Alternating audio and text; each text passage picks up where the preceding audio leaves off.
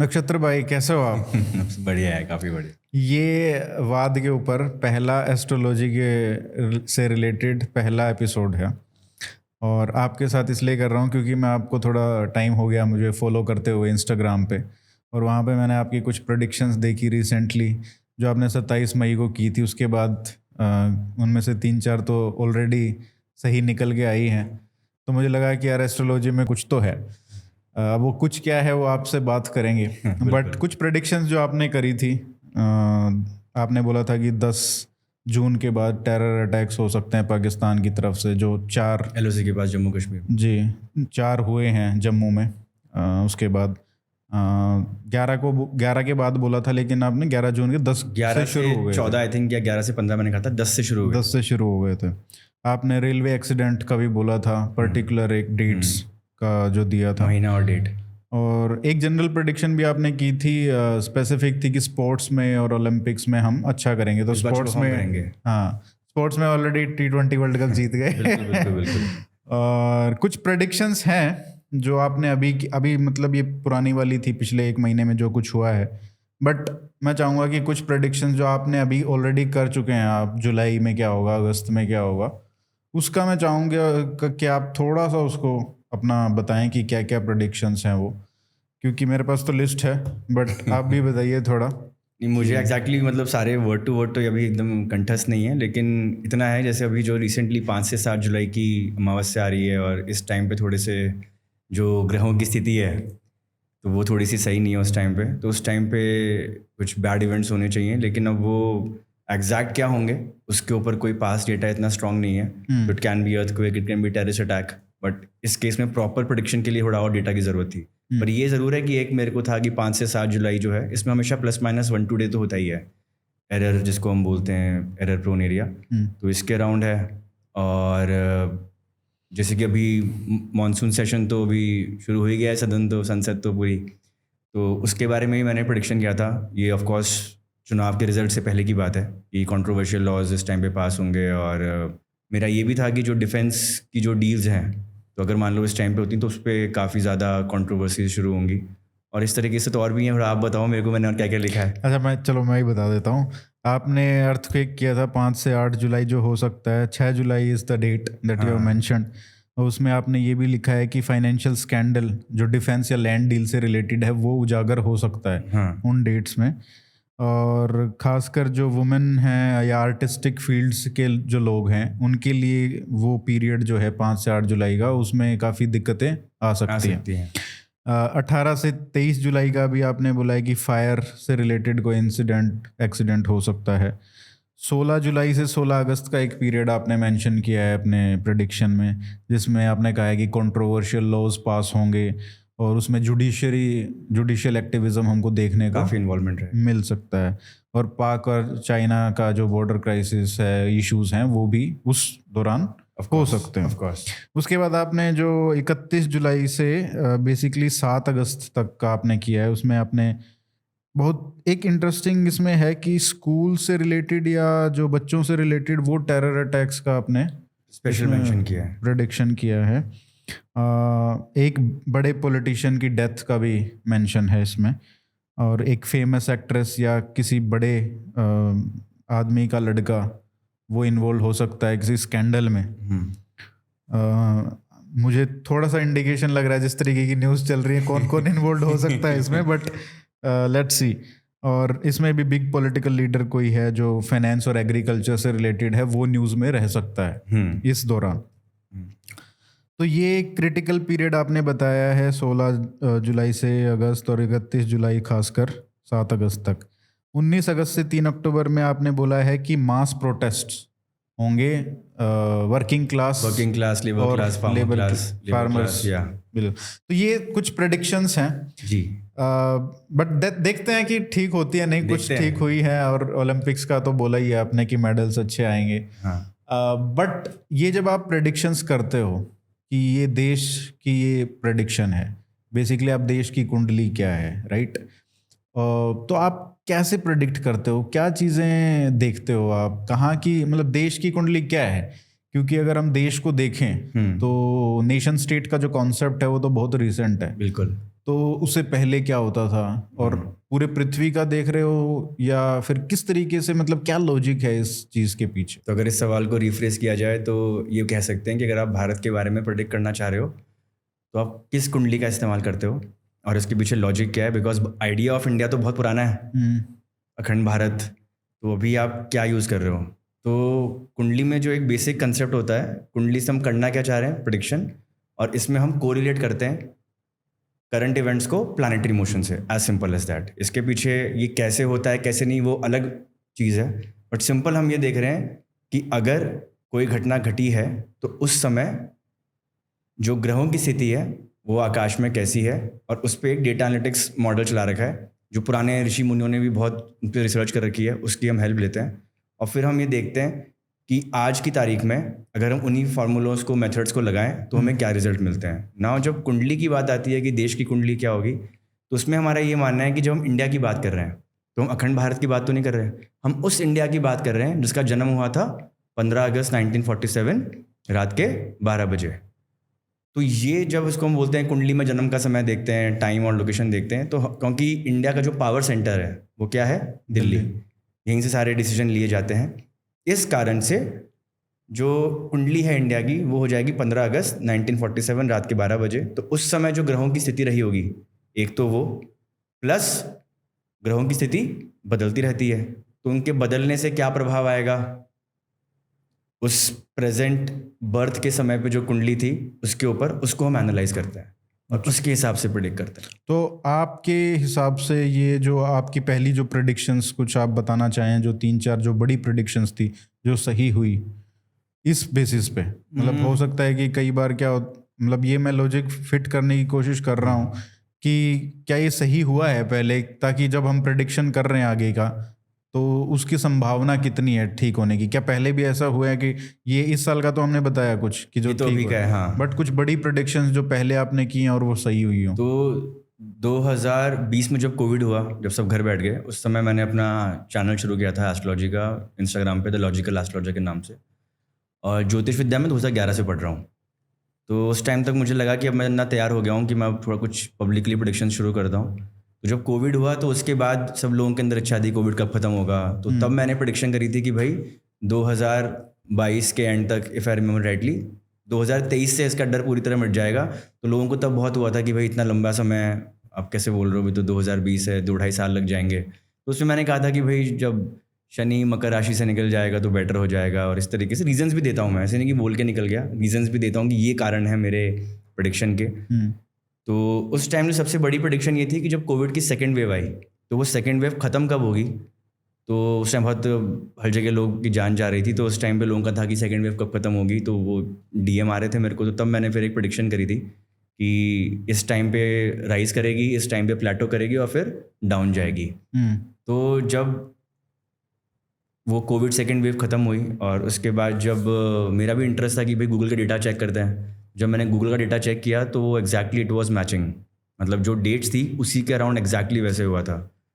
तो कई बार तो मेरे लिए भी सरप्राइजिंग होता है कि हम तो फॉर्मूलेस की वजह से प्रेडिक्ट कर रहे हैं और फिर हम में भी एक वो रहती है कि देखते हैं यार प्रेडिक्शन कितनी सही है, ट्रू जाती है कि नहीं। तो ये जो एक प्रेडिक्शन थी ये काफ़ी सही गई। तो उसके बाद फिर और कॉन्फिडेंस बढ़ता गया। तो जो मेरे फॉर्मूलेस थे, जो एल्गोरिदम्स जो हम बना रहे हैं, उसको मैंने और अप्लाई करता गया। फिर उसके बाद मैंने कोविड की थर्ड वेव प्रेडिक्ट करी, वो भी बैंग ऑन गई। फिर उसके बाद कोविड कब जाएगा, और भी कोविड के बारे में बहुत सारी प्रेडिक्शंस थी जो मैंने करी थी। तो एक तो ये प्रेडिक्शंस थी आई थिंक, जिसके कारण थोड़ा उस टाइम मेरा चैनल इंस्टाग्राम पे वायरल हुआ था कि भाई कोविड की प्रेडिक्शंस सही करी। उसके बाद और अगर आप प्रेडिक्शंस के बारे में कहें तो एक प्रेडिक्शन थी मेरी, नरेंद्र मोदी की सिक्योरिटी ब्रीच की प्रेडिक्शन थी कि इस टाइम पे दिसंबर या जो भी महीना था मुझे याद नहीं आ रहा, इस टाइम पे सिक्योरिटी ब्रीच जब वो हुआ था।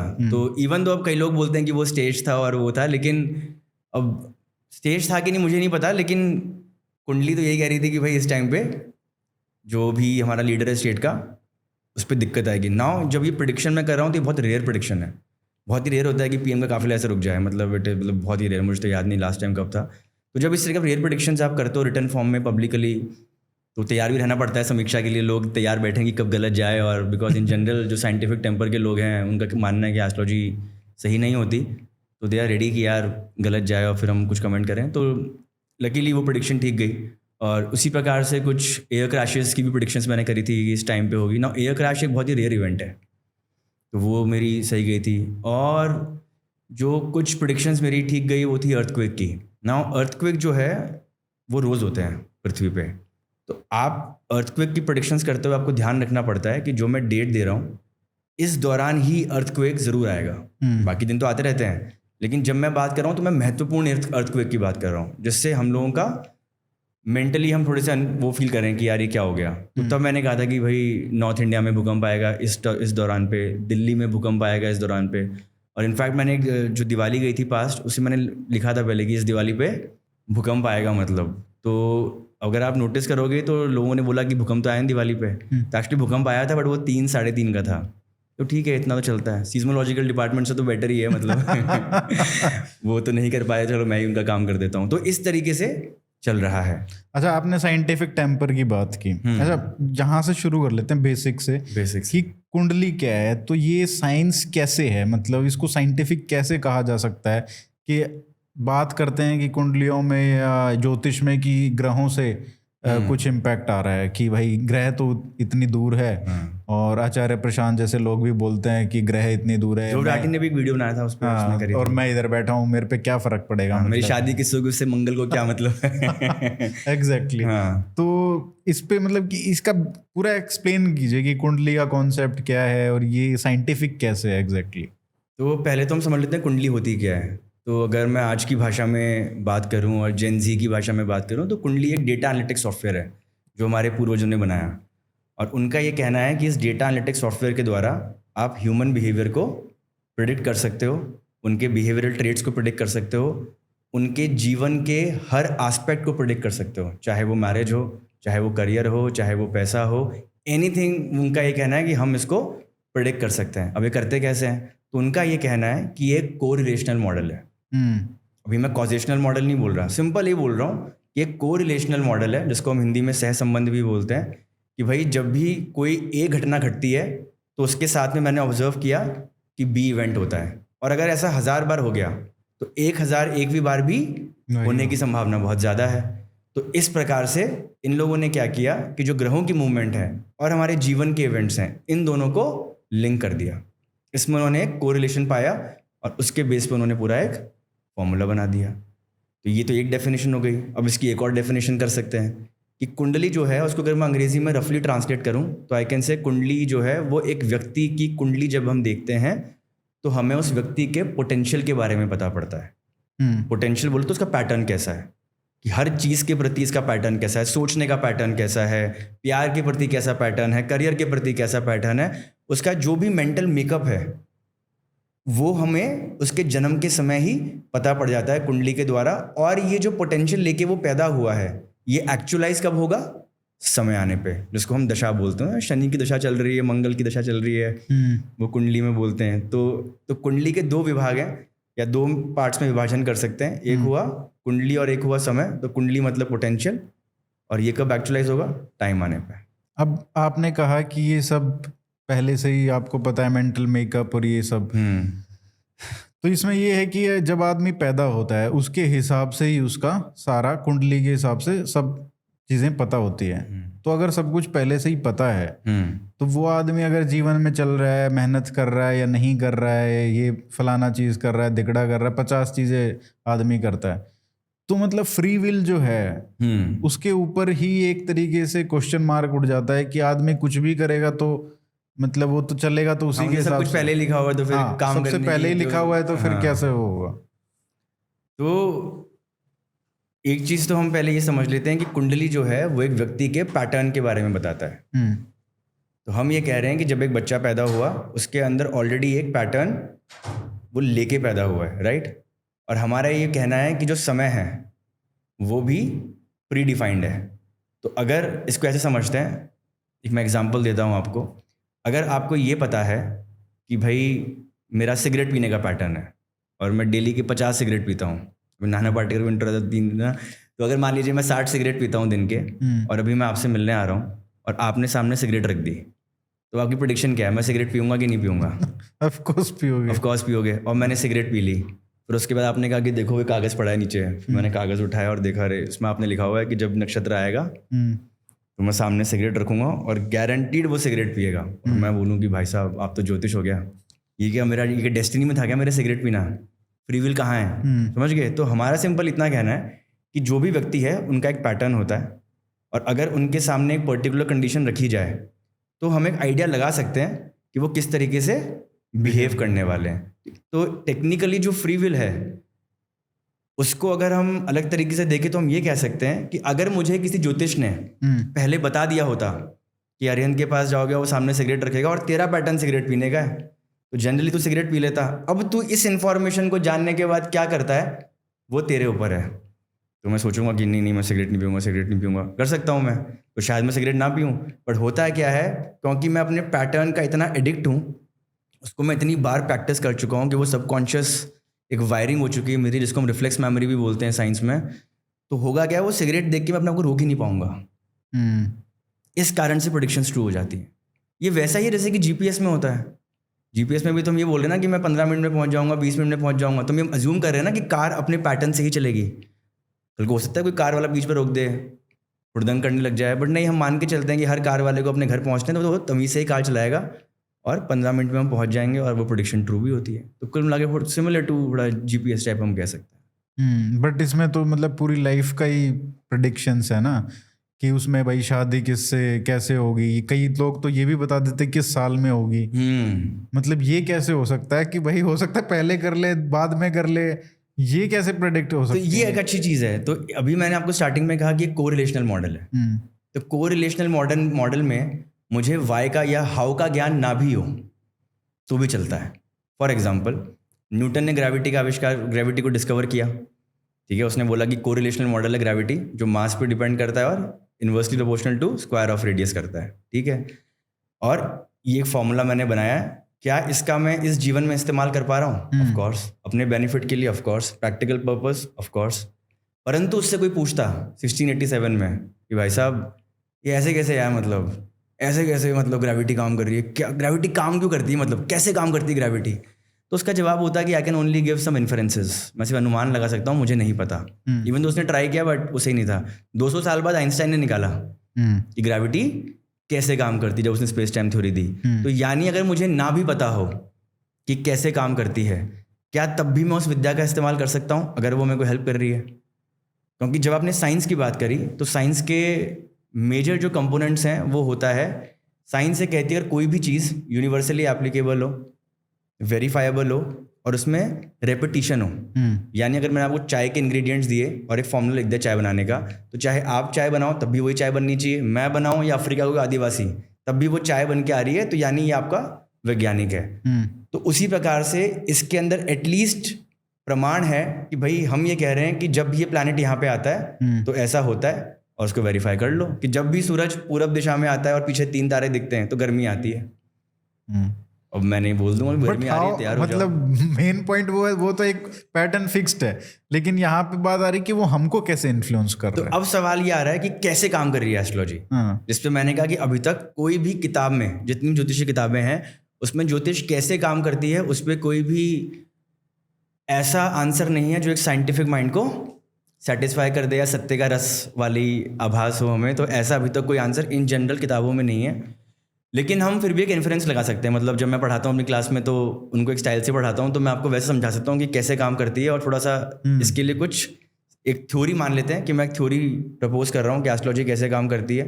तो कोई भी जो आप थ्योरी प्रपोज करते हैं उसमें कुछ पोस्टुलेट्स होते हैं, उसमें कुछ प्रिंसिपल्स होते हैं, उसमें कुछ चीज़ें डिफाइन करनी पड़ती हैं, जैसे हम एक्ट्स में भी करते हैं।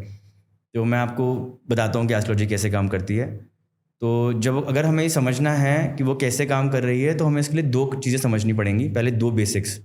तो पहला कंपोनेंट है ग्रह और दूसरा है माया। तो पहले ग्रह समझ लेते हैं, ग्रह का मतलब क्या है। ग्रह का एक्चुअल मतलब होता है जिसका प्रभाव हम पे पड़ता है उसको हम ग्रह कह देते हैं। कोई भी चीज़ जिसका प्रभाव मेरे जीवन पे पड़ रहा है वो साहब ग्रह है। तो फॉर एग्जाम्पल, अगर मेरी मेड मेरे लिए खाना बनाती है और आज वो नहीं आई तो मैं टेंशन में आ जाऊँगा कि यार बाहर से खाना मंगाना है, ऑर्डर करो ये वो। तो खाना बनाने के लिए मेड मेरी ग्रह हो गई, लेकिन मेरी शादी किससे होगी उसके लिए मेड ग्रह नहीं है, उसके लिए मेरे माता पिता, मेरी बहन जो क्लोज हैं, जिनका इन्फ्लुएंस आ रहा है मेरी डिसीजन मेकिंग पे, क्योंकि मैं इंडिपेंडेंट तो हूँ नहीं समाज में, एटॉमिक इंडिविजुअल तो हूँ नहीं, मैं सब लोग जुड़े हुए हैं, तो वो सब मेरे ग्रह बन जाएंगे। तो पहली बात तो ग्रह का मतलब है कि जिसका प्रभाव हम पे पड़ता है वो ग्रह है। तो इससे ये भी क्लियर होता है कि जो हम प्लैनेट शब्द का इस्तेमाल करते हैं वो काइंड ऑफ रॉन्ग ट्रांसलेशन है ग्रह का। वो नियरेस्ट ट्रांसलेशन है but wrong translation, planet is a different thing, क्योंकि हमारे यहाँ सूर्य को भी ग्रह बोलते हैं। हाँ, ये भी एक बहुत बड़ा कंफ्यूजन है, क्योंकि लोग बोलते हैं नवग्रह है कि ये नवग्रह देखो, हमारे तो पहले ही बता दिया था कि सोलर सिस्टम में अभी जो ये मॉडर्न साइंस बता रही है कि यूरेनस, नेपट्टून, प्लूटो और हमारे वाले तो पहले ही डिस्कवर कर लिया था। हाँ। तो क्या वो प्लैनेट्स और ये ग्रह नहीं सेम है? नहीं, सेम नहीं, बिल्कुल भी सेम नहीं। तो हमने ये देखा कि जो पृथ्वी है उसके ऊपर सूर्य का प्रभाव पड़ता है और चंद्रमा का प्रभाव पड़ता है प्राइमरीली, और साथ में हमने ऑब्जर्व किया कि मंगल, गुरु, शनि, बुध, शुक्र, तो ये 5 हो गए, 2 चंद्रमा सूर्य 7 हो गए, और उसके अलावा राहु और केतु जो टेक्निकली में फिजिकल ग्रह नहीं है, वो इनविजिबल ग्रह हैं जिनका प्रभाव हम पे पड़ता है, तो उसको हम आगे डिस्कस कर लेंगे। तो टेक्निकली ये है 9 ग्रह, इसमें कहीं यूरेनस, नेपट्यून, प्लूटो का मेंशन नहीं है, क्योंकि प्लैनेट्स की जो डेफिनेशन है उसमें वो प्लैनेट उसको बोलते हैं जो सन के अराउंड सेम ऑर्बिट या सेम प्लेनर ऑर्बिट में चक्कर काटता है। तो वो प्लैनेट है साइंस की भाषा में, जिसकी खुद की लाइट नहीं होती और वो एक स्टार के अराउंड घूमता है। तो सन वहाँ पे स्टार है, हमारे लिए ग्रह है, क्योंकि उसके उगने और अस्त होने से मेरे जीवन पे प्रभाव पड़ता है। हम जिंदा है इसलिए बिकॉज सूर्य है, तो इसलिए वो ग्रह हो गया। तो इस तरीके से ये एक्चुअल में ग्रह है। तो ग्रह तो हमें समझ में आ गया। दूसरी जो चीज़ है वो है माया। अभी जो थ्योरी ऑफ माया है इसका बहुत ही महत्वपूर्ण, मतलब ये बहुत ही महत्वपूर्ण है हमारे ज्योतिष में। अभी कैसे समझते हैं, माया की थ्योरी ये कहती है कि हमारा जीवन एब्सोल्यूट रियलिटी पे डिपेंडेंट नहीं है, हमारा जीवन परसेप्टिव रियलिटी पे डिपेंडेंट है। तो इसको ऐसे समझते हैं, तो फॉर एग्जांपल सूर्य पूरब से उगता है और पश्चिम में अस्त हो जाता है, बट क्या ये सत्य है? एब्सोल्यूट रियलिटी है? नहीं, ये तो परसेप्टिव रियलिटी ना। तो अर्थ पे रहते हैं इसलिए हमको लगता है कि वो ईस्ट में और वेस्ट में। आप वीनस पे रहते तो वहाँ पे वेस्ट में उगता और ईस्ट में अस्त होता। तो टेक्निकली जो मुझे दिख रहा है वो परसेप्टिव रियलिटी है, रिलेटिव रियलिटी है, परसेप्टिव रियलिटी एक्चुअल रियलिटी नहीं है। परंतु अगर मुझे ये ना भी पता हो कि भाई सूरज तो सेंटर में बैठा और हम उसके चक्कर काट रहे हैं, तो मुझे उससे नहीं फर्क पड़ रहा। एक आम आदमी के जीवन में फर्क नहीं पड़ रहा। वो बोल रहा है पूरब में उगता है, तब मैं उठ जाता हूँ, खेत वेत चले गए, अपने काम कर लिए, और जब अस्त होता है तो घर पे आ गए और सो गए। तो उतनी मेरे को ज़रूरत है, उतना मेरा काम चल रहा है। और एक और भी एग्जांपल इसके लिए आपको दे सकता हूँ कि शाम के समय में अगर आप जंगल में जा रहे हो या कहीं खेतों में, तो कई बार लगता है कि यार सांप है क्या। तो अगर मेरे को डर लगता है सांप से, तो मैं सांप देखा और मैं डर गया, बेहोश हो गया। फिर लोगों ने उठाया कि भाई साहब बेहोश क्यों हुए? तो मैंने कहा सांप था। तो बोले सांप नहीं था, वो रस्सी था। तो मैं ये बोल लूँगा कि उससे मुझे क्या फ़र्क पड़ रहा है कि वो असली में क्या था। मेरी बॉडी ने तो उसको सांप समझा ना, तो असली में क्या है उससे फ़र्क ही नहीं पड़ रहा है। जो मैंने समझा मेरी बॉडी उस पर रिएक्ट कर रही है, बिकॉज बॉडी आपकी सबकॉन्शियस रिएक्ट करती है। तो एक्चुअल में तो कुछ और है, लेकिन तो हम इन जनरल भी हम बोलते हैं first impression is the last impression, या जो दिखता है वो बिकता है। तो हमारे ग्रंथों अगर आप पढ़ोगे तो वहाँ पे इंटेलिजेंट व्यक्ति या जिसको बोलते हैं समझ, विवेक वाला व्यक्ति, उसको कहा गया जो बियॉन्ड परसेप्टिव रियलिटी देखता है। तो जो व्यक्ति बियॉन्ड परसेप्टिव रियलिटी देख ले, जो सत्य को समझ जाए, तो उसकी जीवन काफ़ी बेटर हो जाता है। एंड देन फिर उस इंफॉर्मेशन को आप इस्तेमाल कर सकते हो अपने जीवन के लिए। तो ये माया का कंसेप्ट बहुत ज़रूरी है ज्योतिष का कारण समझने के लिए। बिकॉज जब मैं ज्योतिष की बात कर रहा हूँ तो मैं ये कह रहा हूँ कि मेरे को क्या लगता है, भाई मेरे को तो सूर्य मेरा चक्कर काटते हुए दिखता है, शनि मेरा चक्कर काट रहा है, तो अब जीवन उसी के हिसाब से चलेगा। और यही कारण है कि जब वक्री ग्रहों की बात आती है, तो नील डिग्रास टाइसन का एक कमेंट था एस्ट्रोलॉजी में कि भाई एस्ट्रोलॉजर्स जो है वो बोलते हैं रेट्रोग्रेड हो गया, प्लैनेट रेट्रोग्रेड हो गया, but he posted a video कि रियलिटी में प्लैनेट कभी रेट्रोग्रेड हो ही नहीं सकते। प्लैनेट तो ऐसे चलते रहेंगे और हमेशा ऐसे ही चलेंगे, वो कभी होना पीछे होंगे। तो टेक्निकली ज्योतिष के अंदर क्योंकि माया का कंसेप्ट है, तो उनका ये कहना है कि अगर जब मैं प्रत्यक्ष आंखों से देख रहा हूँ तो मुझे ग्रह पीछे जाता हुआ दिखाई देता है, तो इसका मतलब उसका प्रभाव मेरे पे पड़ना चाहिए। और फिर हम उसको ऑब्जर्व भी करते हैं, उसको जो भी उसका प्रभाव है उसको हमने ऑब्जर्व किया तो देखा कि हाँ उसका प्रभाव पड़ रहा है। बिकॉज आपको समझना पड़ेगा कि जो ह्यूमन माइंड है वो बहुत लिमिटेड है। कई बार हम बोलते हैं कि भाई गुरु जो है उनका रंग पीला है, मंगल का रंग लाल है, तो आप बोल सकते हो कि यार ये तो आपकी आंखों बोल रही हैं। अल्ट्रा वायलेट रेस के अंदर तो अलग दिखेगा। मैं बोलूँगा मुझे क्या मतलब है अल्ट्रा वायलेट से, मेरे मन को तो शांति या मेरे मन को तो पीला दिख रहा है ना, तो पीले रंग से मैं जैसे रिलेट करता हूँ मैं उस तरीके से रिएक्शन करूँगा। तो एक ग्रह हो गया और एक माया हो गया, तो इन दोनों को आप साइड में रखते हैं। अब आते हैं कि बेसिक प्रिंसिपल्स क्या हैं जो ज्योतिष को गवर्न करते हैं। सबसे बेसिक लॉ जो ज्योतिष में लगाया गया ऋषि मुनियों द्वारा, उन्होंने ये ऑब्जर्व किया कि जो भी नियम फिजिकल वर्ल्ड में लगते हैं, फिजिकल वर्ल्ड को हम हिंदी में प्रकृति बोलते हैं, तो जो भी नियम फिजिकल वर्ल्ड में लगते हैं वही नियम उन्होंने मेंटल वर्ल्ड में लगते हुए देखते पाए, मतलब मेंटल वर्ल्ड या कॉन्शियसनेस पे लगते हुए पाए। एग्जाम्पल समझते हैं। उन्होंने ऑब्जर्व किया जैसे फायर और वाटर, तो उन्होंने कहा फायर वाटर से बुझ जाता है। अब आप ये नहीं पूछ सकते कि स्पेस में तो नहीं बुझता, हम कह रहे हैं हमारे लिए माया, मेरे लिए, जिसको थ्योरी ऑफ रिलेटिविटी बोल सकते हो, कि मेरे लिए अंडर नॉर्मल कंडीशंस आग पानी को बुझा देती है। आग को आप नाप सकते हो जूल्स की फॉर्म में, पानी को आप नाप सकते हो लीटर, तो क्वांटिफाइबल है मैटर। पर मेरे इमोशंस क्वांटिफाइबल हैं क्या? नहीं। कितना किलो गुस्सा, कितना किलो प्यार, कांट डू दैट। परंतु जब मुझे गुस्सा आता है तो मेरी बॉडी का तापमान बढ़ जाता है, उसको तो नाप सकते हो, कितना डिग्री आज की तारीख में तो नाप ही सकते हो। तो उन्होंने देखा कि जब किसी व्यक्ति को क्रोध आया तो उसका टेम्परेचर बढ़ गया। टेम्परेचर बढ़ गया वैसे मतलब होता है कि साइंटिफिक है, मतलब टेम्परेचर, बॉडी का नहीं, टेम्परेचर। बॉडी का टेम्परेचर तो आपका राइज होता है उसमें। अब इसमें आते हैं साइंटिफिक, अभी उसमें मत जाओ साइंटिफिक ही नहीं है। नहीं मतलब अभी हम ये सिर्फ तो इतना साइंटिफिक देखते हैं। होगा कि चलो हाँ, तो उसी पे आता हूँ मैं साइंटिफिक क्योंकि गर्म होना हो सकता है कि वो टेम्परेचर से मापना नहीं हो। तो इसको हम ऐसे देख सकते हैं कि मैं अभी नॉर्मली बैठा हूँ और जब मुझे गुस्सा आएगा तो आप नॉर्मल देखो आपका चेहरा लाल हो जाएगा, है ना, गर्मी बढ़ जाती है बॉडी में, फील तो होती है। मैं तो बोल रहा हूँ शायद टेम्परेचर से नापोगे बोलेगा यार 0.1 दिए तो नाम है, उसको हटा दो, आपको फील क्या हो रहा है उसकी बात करो। Perceptive reality, perceptive reality. तो उसमें हम बोलते हैं हाँ गर्म फील कर रहा हूँ। तो उन्होंने कहा कि क्रोध आया, अग्नि तत्व बढ़ा, तो हम उनसे क्या बोलते हैं, अरे भाई साहब पानी पियो। हमारी भाषा भी देखो आप कैसी है, ठंड मार भाई, चिल रख, ऐसी बोलते हैं ना। और ठंडा पानी पीता है तो पिलाते ही हैं और उससे फर्क पड़ता है कि हाँ यार थोड़ा मैं बेटर फील कर रहा हूँ, राइट। तो साइंटिफिक क्या है क्या नहीं उसको भी हम अलग रखते हैं, हम सिर्फ अभी इस पर जीते हैं कि कारण क्या है। बिकॉज अगेन चाहे हो, तो मैं एक और बात बताता हूँ, शायद जो मैं अभी रीजनिंग देने वाला हूँ वो कई लोगों को सूडो साइंस लगे, पर मैं अगेन कह रहा हूँ कि लगे सूडो साइंस, उससे फ़र्क क्या पड़ रहा है। अगर मैं हाउ अभी एक्सप्लेन नहीं कर पा रहा तो भी ज्योतिष का इस्तेमाल तो कर ही सकते हैं वो तो हमने पहले ही प्रूव कर दिया ग्रेविटी वाले एग्जाम्पल से।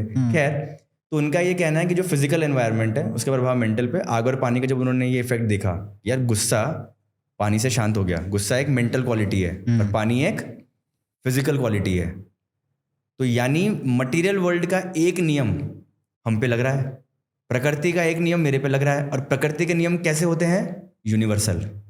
वो जब भी किसी पे लगते हैं तो वो डिस्क्रिमिनेट नहीं करता कि मैं जानवर पे लगा रहा हूँ, इंसान पे, सब पे बराबर लगते हैं। और प्रकृति का एक नियम मेरे पे लग रहा है तो बाकी नियम भी शायद लगते होंगे, तो बोले चेक कर लेते हैं भाई, प्रकृति के नियम पढ़ना शुरू करते हैं। तो प्रकृति के नियम बताइए आपको, फिजिक्स केमिस्ट्री मैथ्स बायो सब क्या कर रहे हैं, प्रकृति के नियम पढ़ने में लगे हुए, डिकोडिंग। तो उन्होंने प्रकृति के नियम पढ़ने शुरू किए। तो मान लो क्रिया प्रतिक्रिया, एक्शन रिएक्शन, फिजिक्स के लॉज ले लेते हैं, तो एक्शन और रिएक्शन होता है, तो हमने पाया कि वो हम पे लगता है। अभी मैं आपको कुछ बोल दूं, परिवार को कुछ बोल दूं, तो आप में एकदम से आएगा भाई ऐसे कैसे बोल रहे हैं, यानी कुछ तो है, प्रेडिक्टेबल है बिहेवियर। तो एक्शन पे रिएक्शन आ रहा है, उसी प्रकार से एक नियम है कॉज और इफेक्ट, उसी प्रकार से और भी नियम है कि बारिश से पहले बादल आता है, उसी प्रकार से और नियम है कि बीज को बोने के समय जो पर्यावरण होता है वो फल का निर्धारण कर देता है, और ये हमेशा पाया गया। इस नियम को उन्होंने पकड़ा है कि अब इस नियम को हम पे लगाते हैं। तो अगर मेरे पास गेहूं के बीज हैं, सब सेम क्वालिटी के हैं, तो अगर मैं उनको बोऊंगा डिफरेंट पर्यावरण में तो फल भी डिफरेंट मिलेंगे, और सेम एनवायरनमेंट में सेम मुझे पोटेंशियल मिल जाएगा उनका फल देने का। तो अगर किसी ने बुद्धि लगा के ये पाया, किसी ने तो बुद्धि लगाई होगी कब बोना है, तो उसने बुद्धि लगा के पाया कि अक्टूबर में अगर हम बो देंगे तो मार्च अप्रैल में फसल मिल जाएगी। बिल्कुल सही बात। अब किसी व्यक्ति ने अनजाने में गलती से देखा देखी जून में बो दिया कि भाई बीज बो दिया, और मैं उसके पास गया कि भाई मैं तो एक्सपर्ट हूँ कि भाई साहब इसका फल तो नहीं आएगा, और वो मुझे बोले आप कौन हो, आप भगवान हो गया, मैं तो पूजा पाठ करूंगा, मैं बच्चों की सेवा करूंगा, माँ बाप की सेवा करूंगा। तो मैं बोलूँगा अच्छी बात है, लेकिन उसका फल से कोई मतलब नहीं है। तो कहने का ये यहाँ पे अभी आगे वाला पार्ट भी आगे, रेमेडीज़ की भी इसीलिए लिमिटेशन भी आती है कि आप हर चीज़ का उपाय नहीं कर सकते। तो इसी कंसेप्ट को, बीज वाले कंसेप्ट को हमने इंसानों पर लगा दिया। तो इंसान को आप बीज मान लो, सारे इंसान सेम ही है। कैसे सेम है, बायोलॉजिकली, 2 आँख, नाक, मुंह, कान सब कुछ सेम है। हर इंसान का अलग क्या है, पर्यावरण। तो जब वो पैदा हुआ और माँ की कोख से बाहर निकला, उस समय उसको धरती पे बोया गया है, और मैं इससे कंपेयर कर रहा हूँ इस एग्रीकल्चर वाले से, तो इस समय उसको धरती पे बोया गया है, और इस समय जो पर्यावरण रहा होगा इसके पैदा होने के समय, अगर मैं उसको किसी तरीके से क्वांटिफाई कर लूँ मैथमेटिकली और कुछ डेटा एनालिटिक्स बना पाऊँ अलग अलग बच्चों पे, तो शायद मेरे पास एक मॉडल निकल के आ जाए जिससे मैं इनके अंदर छिपे हुए पोटेंशियल को जान पाऊँ, और वो पोटेंशियल फलित कब होगा? समय आने पे। तो जो कुंडली है वो पूरा इसी पर्यावरण पे ही जूझ रही है। तो सवाल ये उठता है कि आप अब नेक्स्ट सवाल होना चाहिए कि पर्यावरण डिफाइन कैसे करते हो आप? कि पर्यावरण तो बहुत कॉम्प्लेक्स है। और उसमें ये भी आ जाता है ना कि क्या वो डिफर करता है पर्यावरण। तो आपने बोला कि अगर मान लीजिए 10:58 पे 27 तारीख को सितंबर में 1990 91 92 कभी भी मतलब एक डेट ले लो और उसमें ये ले लिया कि इतने बजे पैदा हुआ, उतने बजे मतलब हो सकता है 500 लोग पैदा हुए दुनिया में, ये तो नॉर्मल है। बिल्कुल बिल्कुल नॉर्मल है। अब एक मान लो एशिया में हुआ, एक ऑस्ट्रेलिया में हुआ, एक इंडिया में हुआ, ठीक है, अलग अलग जगह पे, ठीक है, अलग अलग कॉन्टिनेंट्स ले लो। तो अब उनका कैसे आप, क्या उनका सेम होगा या प्लेस की वजह से वो हो सकता है एक ही जगह पे, मतलब मान लो एक ही गांव में हो गए दोनों, तो कैसे एक घर में हो गए दोनों? हाँ, तो देख लो, जुड़वा तो होते ही है, लेकिन उनका जो ट्रेजेक्ट्री है वो बहुत अलग होता है। जुड़वा का क्वेश्चन अलग है, उस पर हम बाद में आएंगे, लेकिन हाँ, तो सवाल कहीं ना घूम फिर के ही आ रहा है कि आप पर्यावरण को डिफाइन कैसे कर रहे हो, डाइसेक्ट कैसे कर रहे हो। और कल्चरली भी ना, क्योंकि कल्चर भी तो डिफरेंट है। इंडिया का जो कल्चर है, जो बाहर का कल्चर है, आपने कहा कि पेरेंट्स डिसाइड करते हैं जैसे यहाँ पे, लेकिन हो सकता है बाहर तो इंडिविजुअलिस्टिक है, तो बाहर जो ग्रह हैं माता पिता के वो उतना इम्पैक्ट नहीं करते होंगे। बिल्कुल सही बात है। तो ये भी एक, तो जैसे कि मैंने कहा, तो सवाल ये उठता है कि पर्यावरण हम डिफाइन कैसे कर रहे हो, बिकॉज आपके जो सवाल है बहुत वैलिड सवाल है। तो इन्हीं को अगेन हम दो पार्ट्स में बांटते हैं। पर्यावरण को दो पार्ट में आप बांटो, एक है सब्जेक्टिव एनवायरनमेंट और एक है ऑब्जेक्टिव एनवायरनमेंट। तो सब्जेक्टिव एनवायरनमेंट में क्या होगा? फॉर एग्जांपल, मान लो आप किसी डेट टाइम प्लेस से पैदा हुए, या ये भी एक मैं ध्रुव राठी का वीडियो देख रहा था, उसने कहा कि वेस्ट के अंदर एस्ट्रोलॉजर्स को सेम कुंडली दी गई, सबकी गलत प्रेडिक्शन थी। तो उसमें एक फैलेसी है, तो वो मैं समझा देता हूँ। तो अगर हमने जब बात करी सब्जेक्टिव एनवायरनमेंट की और ऑब्जेक्टिव एनवायरनमेंट की, तो सब्जेक्टिव एनवायरनमेंट का अर्थ ये हुआ, फॉर एग्जांपल आपकी जो कुंडली है जिस दिन आप पैदा हुए, अगर आप लड़की बन के पैदा होते तो क्या आपका जीवन सेम होता, डिफरेंट होता? बहुत प्रोबेबिलिटी डिफरेंट होता, बहुत डिफरेंट। और गांव में तो भाई शादी जल्दी कर देते हैं, इतनी टाइम तो अपना कुछ करने ना दें, चलो ठीक है, मेल और फीमेल। फिर उसके बाद अगर मैं किसी और धर्म में पैदा होता, हिंदू मुस्लिम सिख ईसाई, तो बदल जाएगा। देश में पैदा होगा तो बदल जाएगा। जब मैं पैदा हुआ तो यूट्यूब था कि नहीं था, यही बहुत मैटर कर रहा है मेरे करियर चॉइसेस के अंदर। तो political, social, cultural, technological, political, सारे एनवायरनमेंट मैटर करेंगे। फिर मेरे पिताजी कौन थे, चाचा कौन थे, किस गली में गया, किस स्कूल में गया, इन सब को अगर मैं इकट्ठा कर दूं तो इस चीज को हमारे यहाँ पे बोला जाता है देश, काल और पात्र। सुना होगा शायद आपने, देश, काल, पात्र। तो इसी को देश, काल, पात्र बोलते हैं। इसीलिए बिना देश, काल, पात्र के आप प्रेडिक्शन कर ही नहीं सकते। और इससे एक और बात समझ में आई कि एस्ट्रोलॉजी में प्रेडिक्शंस एब्सोल्यूट नहीं हो ही नहीं सकती, क्योंकि वेरिएबल्स इतने हैं। वेरिएबल्स इतने, आपने कहा कि ये साइंस है, आपने डेटा एनालिटिक्स से उसको कंपेयर किया, तो ये इट्स अ वेरी कॉम्प्लेक्स, ये तो बहुत कॉम्प्लेक्स हो गया। तो इसीलिए मैंने क्या किया, सब्जेक्टिव एनवायरनमेंट साइड में कर दिया। मैंने कहा जो क्लाइंट आएगा तो उससे पूछ लूंगा कि भाई तेरा बैकग्राउंड क्या है, कहाँ का रहने वाला है, लड़का है कि लड़की है। तो इस तरीके से मुझे कुछ चीज़ों से पूछनी पड़ेंगी बैकग्राउंड की, अदरवाइज बहुत एग्जैक्ट जो चीज़ें मुझे प्रिडिक्ट करनी है वो तो मैं नहीं कर पाऊंगा। लेकिन अब अगर मुझे प्रिडिक्शन करनी है तो उसके लिए कुछ मुझे ऑब्जेक्टिविटी चाहिए। तो जो आप साइंस पढ़ते हो साइकोलॉजी की, वो पूरी सब्जेक्टिव एनवायरनमेंट पे बेस्ड है। और क्योंकि इतना कॉम्प्लेक्स है, इसी कारण साइकोलॉजी को भी सूडो साइंस कई लोग कहते हैं। तो वो इसीलिए, क्योंकि वो बोलेंगे कि भाई कैसे चल रहा है, कैसे नहीं चल रहा है, तो उस पर उनके कई सारे पॉइंट्स होते हैं कि ये चोर क्यों बना, ये चोर नहीं बना। तो वो बोलेंगे कि भाई बचपन में किसी को फ्रॉइड होगा तो बचपन में माँ का दूध नहीं पिया, माँ ने प्यार नहीं किया, तो इसलिए वो चोर बन गए। उनके बहुत सारे वो निकालते रहते हैं। That's why social science not, हाँ, मतलब सोशल साइंस तो वैसा नहीं है। तो यहाँ पे जो हमारे ऋषि मुनि हैं, उनका इन्वेंशन मेरे हिसाब से मतलब लाजवाब उनका इनोवेशन है, और वो था ऑब्जेक्टिव एनवायरनमेंट पे। तो उन्होंने बोला ठीक है यार, ये तो बहुत सब्जेक्टिव है और ये बदलता भी रहता है। ऐसी क्या चीज़ है, ऐसा पर्यावरण का वो कौन सा पार्ट है जो बदलता नहीं रहता? उसको अगर मैं पकड़ लूँ और उसको क्वांटिफाई कर पाऊँ तो कुछ बात बन जाए, और उसी को मैं कहता हूँ ऑब्जेक्टिव एनवायरनमेंट। तो पहला नियम को याद है, फिजिकल एनवायरनमेंट जो है वो मेंटल एनवायरनमेंट को इन्फ्लुएंस करता है, जो हमने पहले बात कही थी कि फायर वाटर वाली। तो उन्होंने ये कहा, उन्होंने ये ऑब्जर्व किया कि हमारे अंदर जो विचार उठते हैं वो पूर्णतया हमारे नहीं होते हैं। एग्जाम्पल, अगर मैं आपको काल कोठरी में, अभी आप बहुत खुश हो, बहुत हैप्पी हो, और अगर आपको मैं काल कोठरी में बंद कर दूं तो डिप्रेशन में चले ही जाओगे। बिल्कुल सही बात है। और उसी समय आपको मैं गोवा ले जाऊं, यू विल फील बेटर। हम ये भी ऑब्जर्व करते हैं कि दोपहर में जनरली लोग पार्टी नहीं करते हैं, ड्रिंक या कोई भी मस्ती मजाक नहीं होता दोपहर में, पर शाम होते होते अपने आप वो फील आ जाती है कि चलो पार्टी करते हैं और ये करते हैं। तो कहीं ना कहीं पर्यावरण आपके अंदर विचार इंड्यूस कर रही है। ये दिन और रात का प्रभाव पड़ रहा है मेरी मानसिकता पे। उसी प्रकार से जो सीजन्स हैं, गर्मी सर्दी, मौसम का भी पड़ता है। तो क्या सर्दी आएगी तो आप प्रेडिक्ट कर सकते हो कि इंसान गर्म कपड़े पहनेगा, राइट? तो कहीं ना कहीं ये जो चीज़ें हैं, गर्मी सर्दी, ये जो सब पे इक्वली एप्लीकेबल है। तो साइंस की जो मैं बात कर रहा था, इक्वली एप्लीकेबल, वेरीफाइबल, रिपीटेटिवनेस, तो ये जो दिन और रात सब पे इक्वली एप्लीकेबल है, मौसम सब पे इक्वली एप्लीकेबल है। और ये दिन और रात, ये किसके कंट्रोल में है? मौसम किसके कंट्रोल में है? तो जब हमने ऑब्जर्व किया तो पाया तो सूर्य है मेन, दिन और रात। फिर रात को चंद्रमा का प्रभाव भी आता है, परसेप्टिव रियलिटी में आया। और उसके अलावा हमने ऑब्जर्व किया, फॉर एग्जाम्पल, कि जब भी सूरज अप्रैल के महीने में उगता है तो उस समय उसके पीछे 3 स्टार्स काइंड ऑफ दिखते हैं। उसको हम एरीज बोलते हैं, मेष, आकाश को, इस पर्टिकुलर पार्ट को एरीज बोलते हैं, मेष। तो इसका मतलब गर्मी का आगमन होने वाला है। लेकिन 2 साल के बाद, ऐसे 2 साल चलता रहा ऐसे, तीसरे साल मैंने ऑब्जर्व किया कि सूर्य के साथ सुबह सुबह एक और मुझे कोई ऑब्जेक्ट दिख रहा है लाल रंग का सा। और इस साल भीषण गर्मी पड़ी। फिर 5 साल बाद ये हुआ कि जब जब वो लाल ऑब्जेक्ट दिखता है गर्मी बढ़ जाती है। तो हमने क्या निष्कर्ष निकाला कि इस लाल ऑब्जेक्ट के अंदर भी क्या नेचर है, गर्म स्वभाव का, तभी हमें गर्मी आ रही है। एक्चुअल में क्या, मुझे मतलब नहीं है, हमें क्या प्रभाव पड़ रहा है गर्मी का, तो उसको हमने मंगल बोल दिया। तो हमने देखा कि मंगल का प्रभाव भी पड़ रहा है, शुक्र का प्रभाव भी पड़ रहा है, शनि तक जहाँ तक हम देख पाते हैं, बिकॉज यूरेनस, नेपट्टून, प्लूटो बहुत दूर है। इवन दो कुछ ग्रंथों में उनके नाम दिए गए हैं, जैसे प्लूटो को यम बोलते हैं, अरुण, वरुण, इस तरीके से। वो बाद में ऐड किए, पहले इसकी मुझे जानकारी नहीं, बट मैंने देखा था कि यूरेनस को अरुण हो गया। तो इस तरीके से है।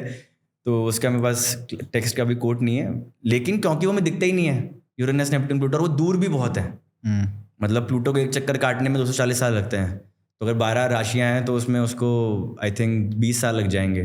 तो हम ये भी ऑब्जर्व कर रहे हैं कि हमारे आसपास जो ग्रह हैं, जिनकी मूवमेंट जितनी तेज़ है और जितनी स्लो है, तो मेरे लाइफ टाइम 60-70 साल का है, तो 70 साल में प्लूटो कितना ही चल लेगा, 3 राशि कवर कर लेगा। और शनि 30 साल है तो 2.5 साल में पूरा एक करके 30 साल में कवर कर लेगा। तो एटलीस्ट 60 साल की उम्र हुई तो 2 तो मैं देख ही पाऊंगा। तो इस कारण से हमने इन ग्रहों को ज़्यादा इंपॉर्टेंस दी। और हमने ये कहा कि टेक्निकली इस कारण से, क्योंकि इनका फिजिकल एनवायरनमेंट पे कंट्रोल है, किसका, ग्रहों का, इस कारण से ग्रहों की मूवमेंट हमें पढ़नी चाहिए। तो जब एक बच्चा पैदा हुआ, हम क्या कह रहे हैं कि जब बच्चा पैदा हो तो एक पैटर्न लेके पैदा होता है, कुंडली यही कहती है। वेस्ट जो है उसमें एक फिलॉसफी का एक स्कूल है एम्पिरिसिज्म, अगर आपने पढ़ा हो, रैशनलिज्म और एम्पिरिसिज्म होता है। एम्पिरिसिज्म वाले ये कहते हैं कि जब बच्चा पैदा होता है तो टेबुलर रसा, ब्लैंक स्लेट। तो बट वो कॉन्सेप्ट तो अब उतना इंपॉर्टेंट नहीं है, बिकॉज अब पर पहले साइकोलॉजी मानती थी। तो मैं ये कहना चाह रहा हूँ कि हमारे यहाँ तो पहले से ही जो कहते हैं कि पहले से ही कहते आ रहे हैं कि एक बच्चा लिखा के आता है अपनी किस्मत, ठीक है। तो वो वाली बात मैं आपको कहना चाह रहा हूँ कि टेक्निकली हम ये कह रहे हैं कि जब एक बच्चा पैदा हुआ तो वो एक पर्टिकुलर पर्यावरण में पैदा हुआ। अब सब्जेक्टिव को हटा दो तो ऑब्जेक्टिव पर्यावरण क्या होगा, ग्रहों की स्थिति विद रिस्पेक्ट टू हिम, जहाँ वो पैदा हुआ है। इसीलिए हम लोकेशन को लेते हैं, बस लोकेशन से हमें क्या पता पड़ता है कि इस लोकेशन के रिस्पेक्ट में कौन सा ग्रह कहाँ पर है। बिकॉज अभी आपको सूरज पूरब में दिख रहा है, बट न्यूयॉर्क में वेस्ट में दिखेगा, तो मुझे तो सूरज ईस्ट में दिख रहा है। तो उसके हिसाब से फिर हम ग्रहों की स्थिति को मार्क कर लेते हैं। और फिर अगेन अगर तो फॉर एग्जाम्पल मैंने ये ऑब्जर्व किया कि जब भी सूर्य और मंगल साथ में आते हैं, तब जो बच्चे पैदा हुए उनमें अहंकार और क्रोध देखा गया। फिर ऐसे मैंने 1000 बच्चों को ऑब्जर्व किया, सब में देखा। फिर 5 साल बाद दोबारा सूर्य मंगल आए, जो बच्चे पैदा हुए उनमें मैंने एक कॉमनैलिटी देखी। तो फिर हम बोल सकते हैं ना कि जो भी जिनके भी सूर्य और मंगल साथ में होंगे लगन में या इस तरीके से, तो उनमें थोड़ा अहंकार और क्रोध ज़्यादा होगा। तो इस तरीके से प्रेडिक्शन करने लग गए।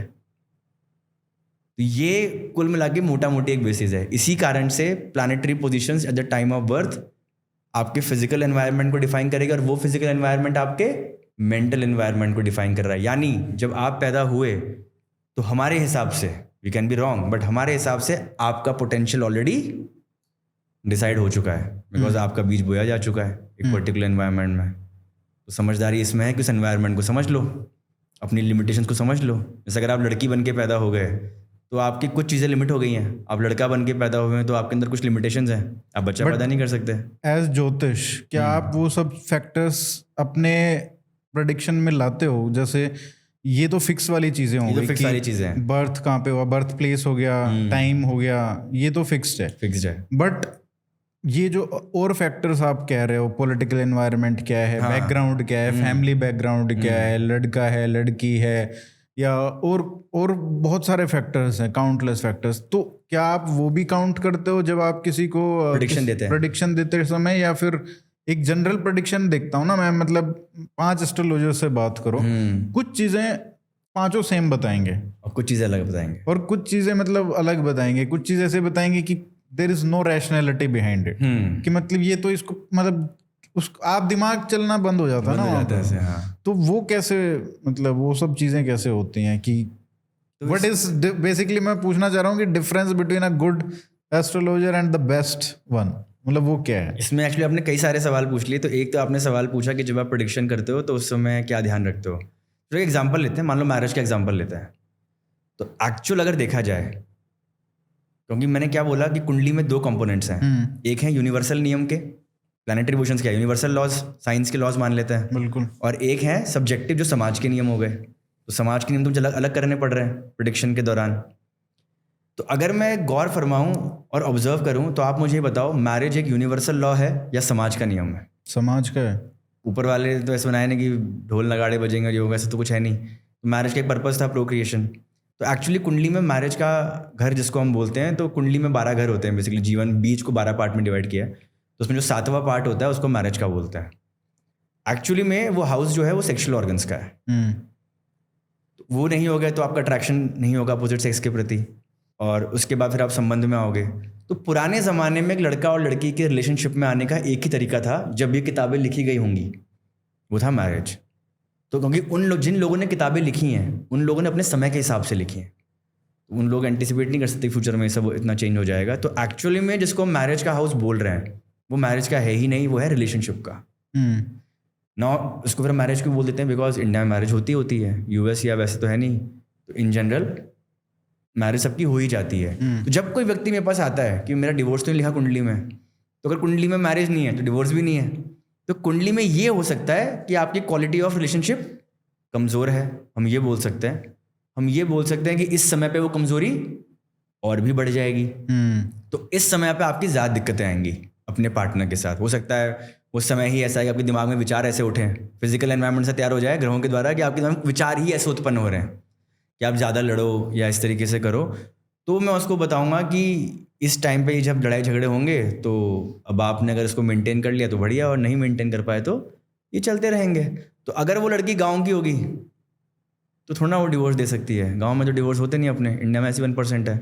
अगर वो शहर की होगी, साउथ दिल्ली की होगी, और वो बोले साहब आप मुझे बता रहे हो कि 3 साल मेरे ये ख़राब चलेगा, मैं तो नहीं झेल पाऊंगी, तो उसका फिर डिवोर्स हो जाएगा। तो डिवोर्स, मैरिज या कल्चरल फैक्टर्स, बट बिकॉज और खासकर मैरिज तो हर किसी की होती है, इसलिए थोड़ा सा प्रेडिक्शन।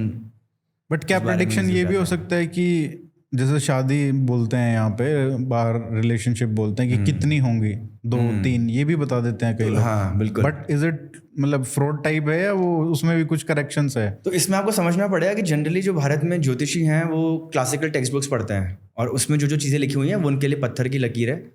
तो उसमें से कई सारी चीज़ें मैच हो जाती हैं, बिकॉज जिन कल्चर्स में वो किताबें लिखी गई थी, कई जगह वो कल्चर आज भी फॉलो हो रहे हैं। तो जहाँ वो कल्चर फॉलो होंगे वहाँ पे उनकी मैच हो जाएगी, और जहाँ पे कल्चर फॉलो नहीं करे वहाँ पे मैच नहीं होगी।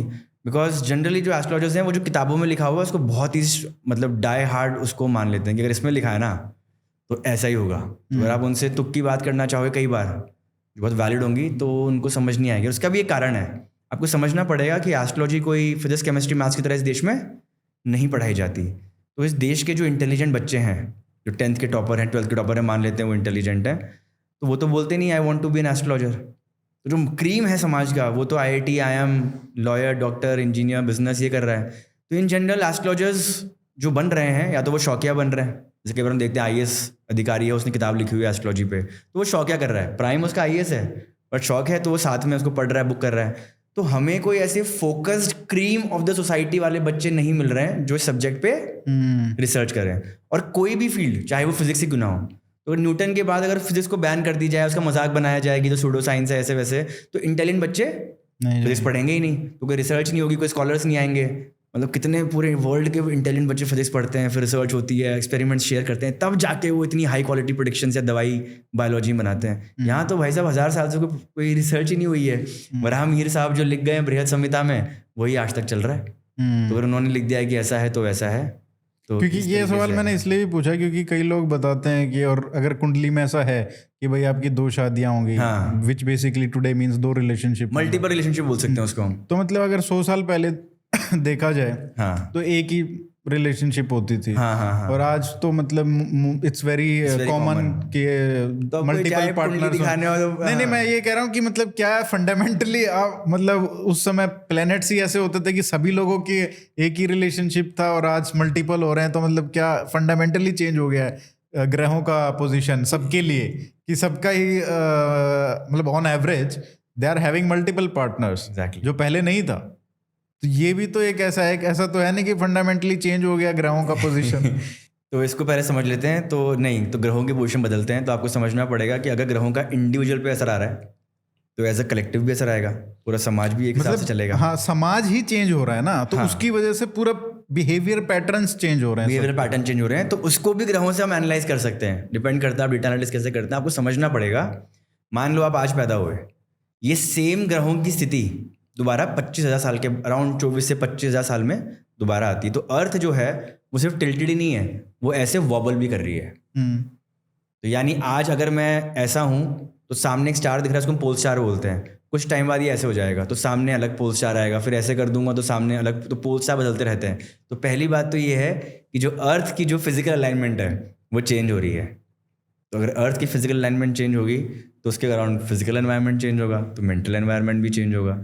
तो यानी एज अ समाज भी समय के साथ बदल रहा है और इंडिविजुअल्स भी समय के साथ बदल रहे हैं। इसी का, तो इसका एक और एग्जांपल मैं आपको देता हूँ जिसमें, और इसी केस में हम यूज़ इनका भी करते हैं, यूरेनस नेपट्टून प्लूटो का। ये प्लूटो 20 साल में बदलता है, तो हर 20 साल में डिफरेंट तरह की जनरेशन आती है। यूरेनस नेपट्टून ये भी लोगों ने लगा रखे हैं।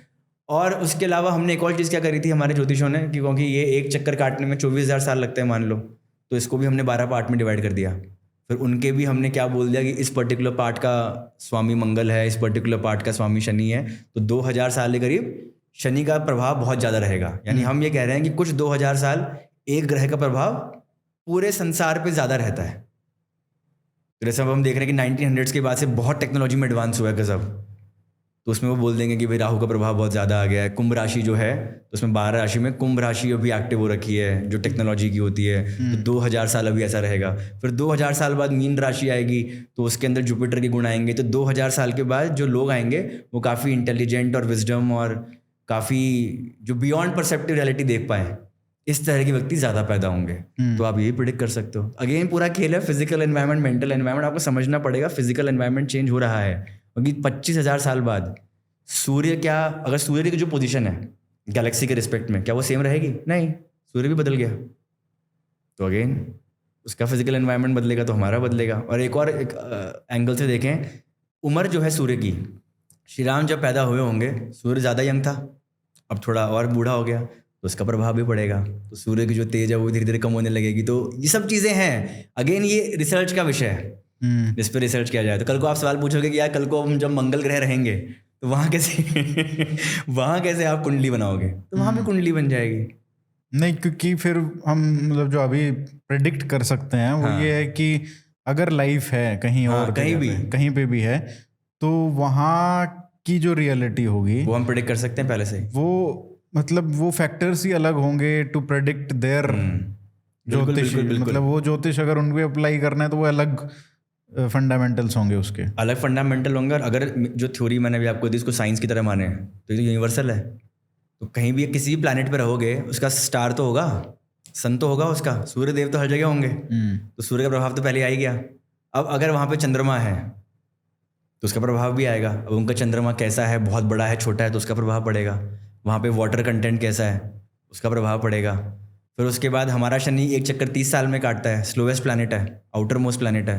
तो वहाँ का अगर शनि 20 साल का चक्कर काटता होगा तो वहाँ के लोगों की नौकरी 20 साल में लग जाएगी। यहाँ पे 30 तक सेटल होते हैं, वहाँ पे 20 में सेटल हो जाएंगे। या सही में ये ट्राई कर सकते हैं, निकाल सकते हैं। हाइपोथेसिस है तो इसमें कर ही सकते हैं। अच्छा, जब ये सब फिक्स्ड है, ये सब सारी चीज़ें आपने बताया।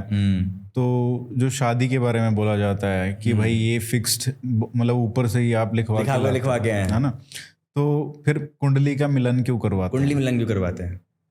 आप लॉजिकल एस्ट्रोलॉजर हो तो ऐसे ही लॉजिकल चीज़ें पूछेंगे आपसे। तो एक तो क्योंकि हमने अब उसका एक हाउस समझ लिया है, चाहे लोगों को एक्सेप्ट ना भी करें, बट एक हमने रफ हाउस समझा कि फिजिकल एनवायरनमेंट मेंटल एनवायरनमेंट को इन्फ्लुएंस करता है, ये हमारा बेसिस है। और अगर पोटेंशियल डिसाइडेड है जन्म के समय ही, तो शादी का पोटेंशियल भी डिसाइड हो चुका है, करियर का पोटेंशियल भी डिसाइड कर चुका है। अब इसको हम शादी नहीं बोलते, इसको हम बोल देंगे रिलेशनशिप के प्रति इसका स्वभाव कैसा रहेगा, वही ऑलरेडी लेके पैदा हुआ है एज पर अस। करियर नहीं बोलेंगे, करियर भी एक मैनमेड है, तो हम बोलेंगे कर्म के प्रति इसका क्या रुझान है, वो भी हमें पता पड़ गया। तो सपोज करो कुंडली हम किसी व्यक्ति की देखते हैं, मुझे ये पता पड़ता है कि इस व्यक्ति का जो स्वभाव है अपने मैरिज के प्रति वो इस प्रकार का है, और इसको जो लड़की मिलेगी, जो सातवें भाव का स्वामी बोलते हैं उसको हम, वो ये बता रहा है एज पर डेटा एनालिटिक्स, जिस तरह की इसको लड़कियां मिलेंगी, जिस तरह का इसको अपोजिट पार्टनर मिलेगा, उनका स्वभाव इस प्रकार का होगा। वो भी फिक्स हो गया। वो कैसे पता चल सकता है? वो कैसे? जैसे किस तरीके की मतलब लड़कियां मिलेंगी? तो अब ये तो समझ में आ सकता है कि भाई आपने कुंडली का मिलन कर लिया तो आपको पता चल गया कि इसका स्वभाव क्या है, इसका स्वभाव क्या है, लाइफ के प्रति, काम के प्रति और सारी चीजों के प्रति, तो इनका आपस में बनेगी कितनी, बिल्कुल ये तो समझ में आता है। बिल्कुल। बट इसका सिर्फ एक व्यक्ति का देख के दूसरा पार्टनर कैसा होगा, हाँ, ये कैसे हो सकता है? ये वैसी जैसे हम प्रेडिक्ट करते हैं कि पार्टनर कैसा होगा, करियर कैसा होगा, बिकॉज 7th हाउस एक्चुअल में जो है वो पार्टनर का घर है, आपके अपोजिट का घर है। मतलब the kind of people that you will attract, उसका भी तो पोटेंशियल आप फिक्स हो गया। पोटेंशियल फिक्स हो तो हर चीज का फिक्स हुआ है। आपका स्वभाव कैसा होगा ये भी फिक्स्ड है, और किस प्रकार के लोगों से आपका मिलना है। और अरेंज्ड मैरिज में वो घर वालों का किस जगह उठना बैठना है। तो अरेंज मैरिज और लव मैरिज एक अलग कंसेप्ट हो गया, वो हो गया देश काल पात्र का पार्ट। ये पुराने जमाने में अरेंज मैरिज का मतलब क्या था कि बापू ने अगर बोल दिया कि यहाँ शादी करनी है तो करनी है ना, वहाँ दिलनास ने बोला करने का तो करने का, तो वो अरेंज मैरिज थी।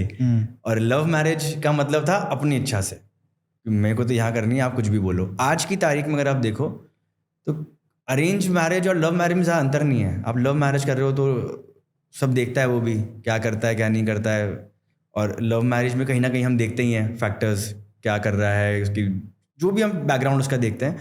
तो अरेंज मैरिज में भी उसको बहुत फ्रीडम मिली हुई है।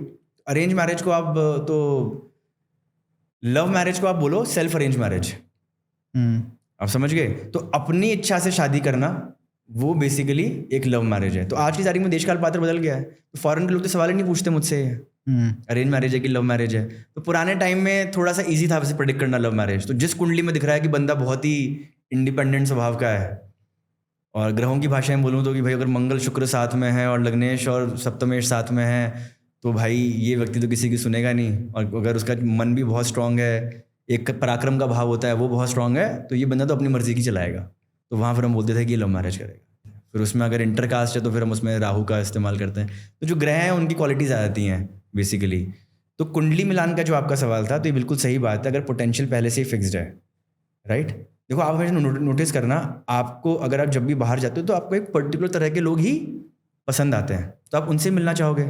जिस व्यक्ति का सिगरेट पीने का पोटेंशियल है वो सिगरेट की दुकान ढूंढ ही लेता है, वो ठीक है। वो तो उसी प्रकार से मेरे को जिस प्रकार की लड़कियां पसंद हैं वो ठीक है, तो या फिर ऑटोमेटिकली मैं उस तरह की लड़कियां अट्रैक्ट कर लूंगा, मैं अट्रैक्ट कर लूंगा ऑटोमेटिकली। वो आज के उसमें समझ में आ गया मेरे को। हाँ ठीक है। पहले मतलब 100 साल पहले मिले ही नहीं, ठीक है। अट्रैक्ट क्या कब घंटा करोगे जब मिले ही नहीं तो। हाँ ठीक है। किसी ने बताया माँ बाप को कि वो फलाना की लड़की 50 किलोमीटर दूर, ठीक है, उनका परिवार और कर लो, और हो जाती थी ऐसे। तो ये तो यहाँ तो कोई अट्रैक्शन ही नहीं है, यहाँ तो कोई अट्रैक्ट नहीं कर रहा है, एनर्जी अट्रैक्ट नहीं हो रही है यहाँ पे। ठीक है, तो पहले तो एनर्जी का शब्द हटा दो, आप एनर्जी अट्रैक्शन को हटा दो। हम सिर्फ इतना बोल रहे हैं कि जैसा व्यक्ति होगा वो वैसे ही पर्यावरण को ढूंढ लेगा, और समय उसके सामने उस प्रकार की कंडीशन ले आएगा कि वो अपने पैटर्न को वही बात आ गई, ये सब लिखा हुआ लिखा नहीं तो लिखा हुआ ऐसा है। सपोज करो कि मेरा शादी के घर से ये पता पड़ रहा है कि जिस प्रकार की लड़की मुझे मिलेगी उसके अंदर ये गुण होंगे, मान लो ये लिखा हुआ है। फिर उसने जीवन में ऑब्जर्व किया कि वाकई में चाहे मेरे घर वाले लड़की लेके आए या चाहे मैं खुद से ढूंढूं, दोनों में ही मुझे लड़कियां सिमिलर तरह की मिल रही हैं, उनके साथ जो संबंध हैं वो सिमिलर टाइप के मिल रहे हैं, जो इश्यूज हैं वो सिमिलर टाइप के आ रहे हैं। ठीक है, तो ये तो हुआ एक व्यक्ति की कुंडली। अब जब हम कुंडली मिलन करते हैं, जो कंसेप्ट था कुंडली मिलन का, तो वो तब ज़्यादा एप्लीकेबल था, या अगर हम बोले मेरे के हिसाब से तो कुंडली मिलाने कंसेप्ट थोड़ा सा, जिसको हम बोलते हैं कि इससे शादी हो जाएगी तो ख़राब हो जाएगा, इससे करोगे तो गलत हो जाएगी, तो वो पॉइंट मेरी थ्योरी के हिसाब से मैच नहीं कर रहा, बस मैं तो बोल रहा हूँ पोटेंशियल ऑलरेडी फिक्स है। तो फॉर एग्जाम्पल सूर्य और मंगल थोड़े से गर्म प्लैनेट्स हैं, तो क्रोध मान लेते हैं। किसी व्यक्ति के 7th हाउस शादी में मान लो सूर्य और मंगल बैठे, तो इस व्यक्ति का स्वभाव कैसे हुआ, अपनी औरत पे या अपने स्पाउस पे कंट्रोल करने का, थोड़ा सा लड़ेगा झगड़ेगा, डोमिनेंस और एरोगेंस, इस तरह का स्वभाव ये लेके पैदा हुआ है, इसका नेचर ही ऐसा है। अब इसकी माँ आती है मेरे पास कि भाई साहब कुंडली मिलान कर दो, मतलब वो चाह रही है कि कंपैटिबल पर्सन दिला दो, यही मतलब है क्या, मुझे कंपैटिबल बंदा चाहिए, जो वेस्ट का एक कंसेप्ट हमारे यहाँ पे आया हुआ है। तो कंपैटिबिलिटी का कंसेप्ट ही नहीं कुंडली मिलान में टेक्निकली, इवन दो बोलते वैसे ही कि कंपैटिबिलिटी मिलानी चाहिए। तो अगर वर्चुअल वर्ल्ड में ऐसा होता है कि लड़का लड़की मिले नहीं, मैंने एक कुंडली देखी अब तुम शादी कर लो, वो ऐसे कर लें तो शायद ये सिस्टम चल पाए। लेकिन एक्चुअल में होता क्या है कि अगर इस व्यक्ति का स्वभाव ऐसा है, तो ऐसे व्यक्ति के लिए आप कंपैटिबल लड़की कहाँ से लेके आओगे, बहुत मुश्किल हो गया। तो इसमें मैं बोलूँगा आंटी को कि आंटी इसकी मैरिड लाइफ अच्छी नहीं जाएगी। तो बोलेंगे उपाय दे दो बेटा, तो मैं बोलूँगा सबसे पहला उपाय इसका बिहेवियरल रेमेडी करनी पड़ेगी, बिहेवियर बदलना पड़ेगा। ये गलत ऊर्जा लेके आ रहा है शादी में, इसमें सेवा भाव होना चाहिए और ये मालिक शाही का स्वभाव लेके आ रहा है, तो इसको बदले। तो बोल रही बेटा वो तो बदलेगा नहीं, तो ठीक है भाई मेरे से तो परेशान हो जाएंगे, रेमेडी वेमेडी दी नहीं, अब वो कहीं ना कहीं जाएंगी, ठीक है शायद तो उसकी होनी है क्योंकि इंडिया में पैदा हुआ है, कंपलसरी मैरिज है। तो कोई लड़की की कुंडली देखेंगे तो बोलेंगे हाँ ठीक है ये मांगलिक है, ये भी मांगलिक के शादी कर दो। तो अब आप ये नोटिस करना कि जिस लड़की की उससे शादी हुई होगी इस लड़के से, उस लड़की की जब मैं कुंडली देखूंगा तो उसमें आपको दिखेगा कि उसकी जो मैरिड क्वालिटी है वो कमज़ोर है, और उसकी कुंडली में जिस प्रकार का हस्बैंड या जिस प्रकार का पार्टनर लिखा हुआ है वो थोड़ा क्रूर होगा। तो ये ऑटोमेटिकली चीज़ें मैच हो जा रही हैं। तो एक्चुअली कुंडली मिलान की जगह कुंडली मिलान काउंसलिंग होना चाहिए कि अगर मुझे पता पड़ जाए कि यार मेरे को इस तरह का पार्टनर मिलेगा और इस तरह का मेरा बिहेवियरल पैटर्न है, तो इसमें जो कमी है उसको मैं ठीक करूं, और जो पार्टनर पसंद आया तो उसके अंदर भी वो चीज़ें मिलेंगी, तो दोनों समझें कि हमारे अंदर क्या कमी है और इसको कैसे सॉल्व करें। अगर वो ये कर पाते हैं तो आई थिंक बेस्ट रिजल्ट मिलेगा। बिकॉज इन जनरल अगर आपकी कुंडली में 7वां घर कमज़ोर है तो मैरिड लाइफ कमज़ोर जाएगी ही जाएगी, आप कितना भी कुंडली मिला लो। कई लोग ऐसे बोलते हैं कि बाहर तो कुंडली मैच नहीं होती, वहां पे भी चलती हैं मैरिजेस। सही बात है। तो वो कई तो 5-5 शादियां करते हैं, 4 करते हैं और उनकी भी सही चलती है चारों के साथ। ऐसा भी नहीं है डाइवोर्स के बाद भी कोई एनिमोसिटी है और वो सब सही चल रहा है। जैसे इलॉन मस्क है, 10-10 11-11 बच्चे कर लिए उसने, कितनी शादियां करके। और तो मतलब इस टाइप का वहां पे ये सवाल आता है नॉर्मली कि भाई इस सेंस में अगर हम देखा जाए तो कल्चर्स की जो कल्चर चेंज हो गया वहाँ पे, तो यहाँ पे क्या लॉजिक है इसका? नहीं तो वहाँ पे तो एक सिंपल सा लॉजिक है। पहली बात तो आप ये समझ लो, अगर इस दुनिया में कुंडलिया कंसेप्ट नहीं होता तो क्या हम जीवन नहीं जीते? तब भी जीवन चल रहा होता। फॉरेन में तो जानते भी नहीं कुंडली, ना वो 7 फेरे होते हैं, ना वहाँ से अंगूठी पहनते हैं, कुछ नहीं पहनते। एलॉन मस्क जी को लक्ष्मी पूजा नहीं करते, लक्ष्मी बरस रही है एकदम बढ़िया।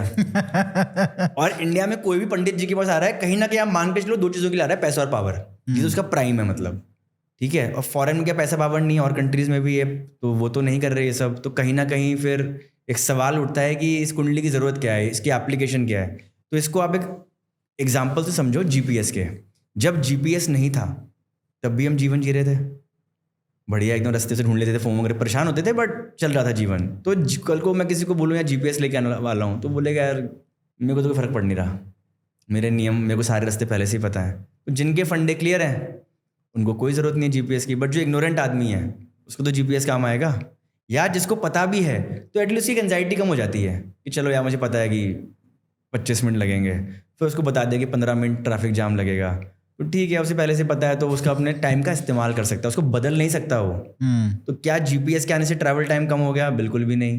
तो उसी प्रकार से कुंडली सिर्फ एक, आप समझो ये कोरिलेशनल है, कुंडली सिर्फ एक इंडिकेटर है, वो कारण नहीं है। आप इसे कारण मत बनाओ, बार बार वो कॉजेशनल में मत जाओ। सिंपल आप देखो कि जैसे आप हो वैसे कुंडली है, तो कुंडली एक इंडिकेटर है कि इस व्यक्ति का स्वभाव कैसा है मैरिज के प्रति।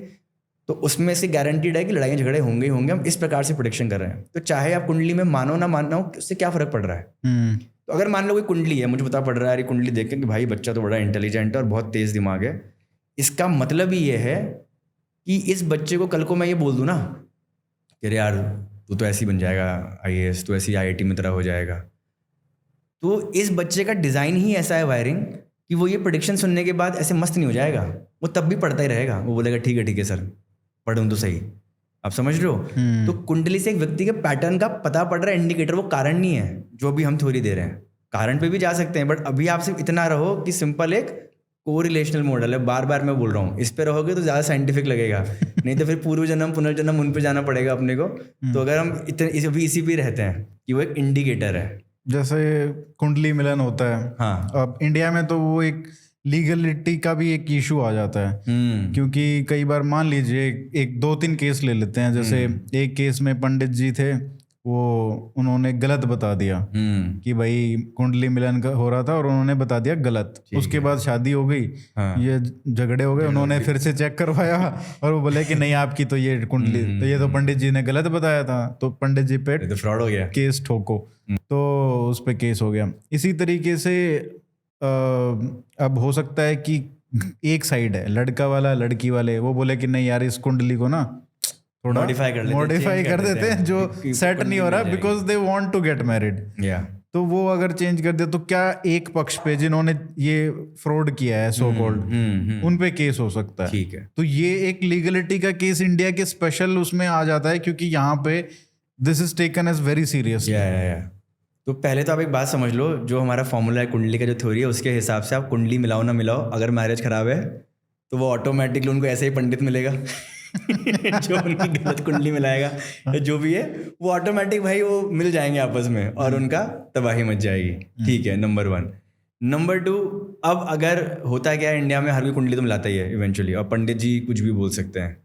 ओके, और हमारे यहाँ पे देश में ये भी कि माँ बाप बहुत ज़्यादा विश्वास करते हैं पंडित जी के कथन पे, अब वो कितने सही हैं कितना गलत कोई चेक भी नहीं करता है, कोई वेरीफाई नहीं करता कि आपने पहले कितनी प्रेडिक्शंस दी हैं, मैं क्यों मानूँ। वो पंडित जी ने एक ड्रेस होती है पंडित जी की, एस्ट्रोलॉजर्स की, वो पहन रखी, तो हम विश्वास कर लेते हैं एकदम। वही मैं देख रहा था कि आप ऐसे भी ड्रेस करके आए हो, अगर आप अच्छे से टीका वीका लगा के आते, पंडित जी वाली ड्रेस में आते, तो शायद लोग जो देख रहे हैं वो आपको ज्यादा सीरियसली लेते हैं। लेकिन मैंने कहा ना कि जो इंटेलिजेंट व्यक्ति होगा वो बियॉन्ड परसेप्टिव रियलिटी देखा, तो मेरा पेज उन्हीं के लिए है कि इंटेलिजेंट लोग उसको पढ़ें समझें। खैर, तो सवाल ये उठता है कि क्योंकि कुंडली मिलाने की बहुत बड़ी एक समस्या है, हर एक मैरिज को करनी पड़ती है, तो कई जो लवर्स होते हैं वो आपस में कुंडली मिलाना चाहते हैं, तो ऐसे केस आते हैं मेरे पास कि सर मेरी कुंडली मिला रहा हूँ, 36 गुण की जगह 15 गुण मिल रहे हैं, 18 तो मिलने चाहिए थे। इवन तो गुण मिलाना कंसेप्ट अब ओल्ड हो चुका है।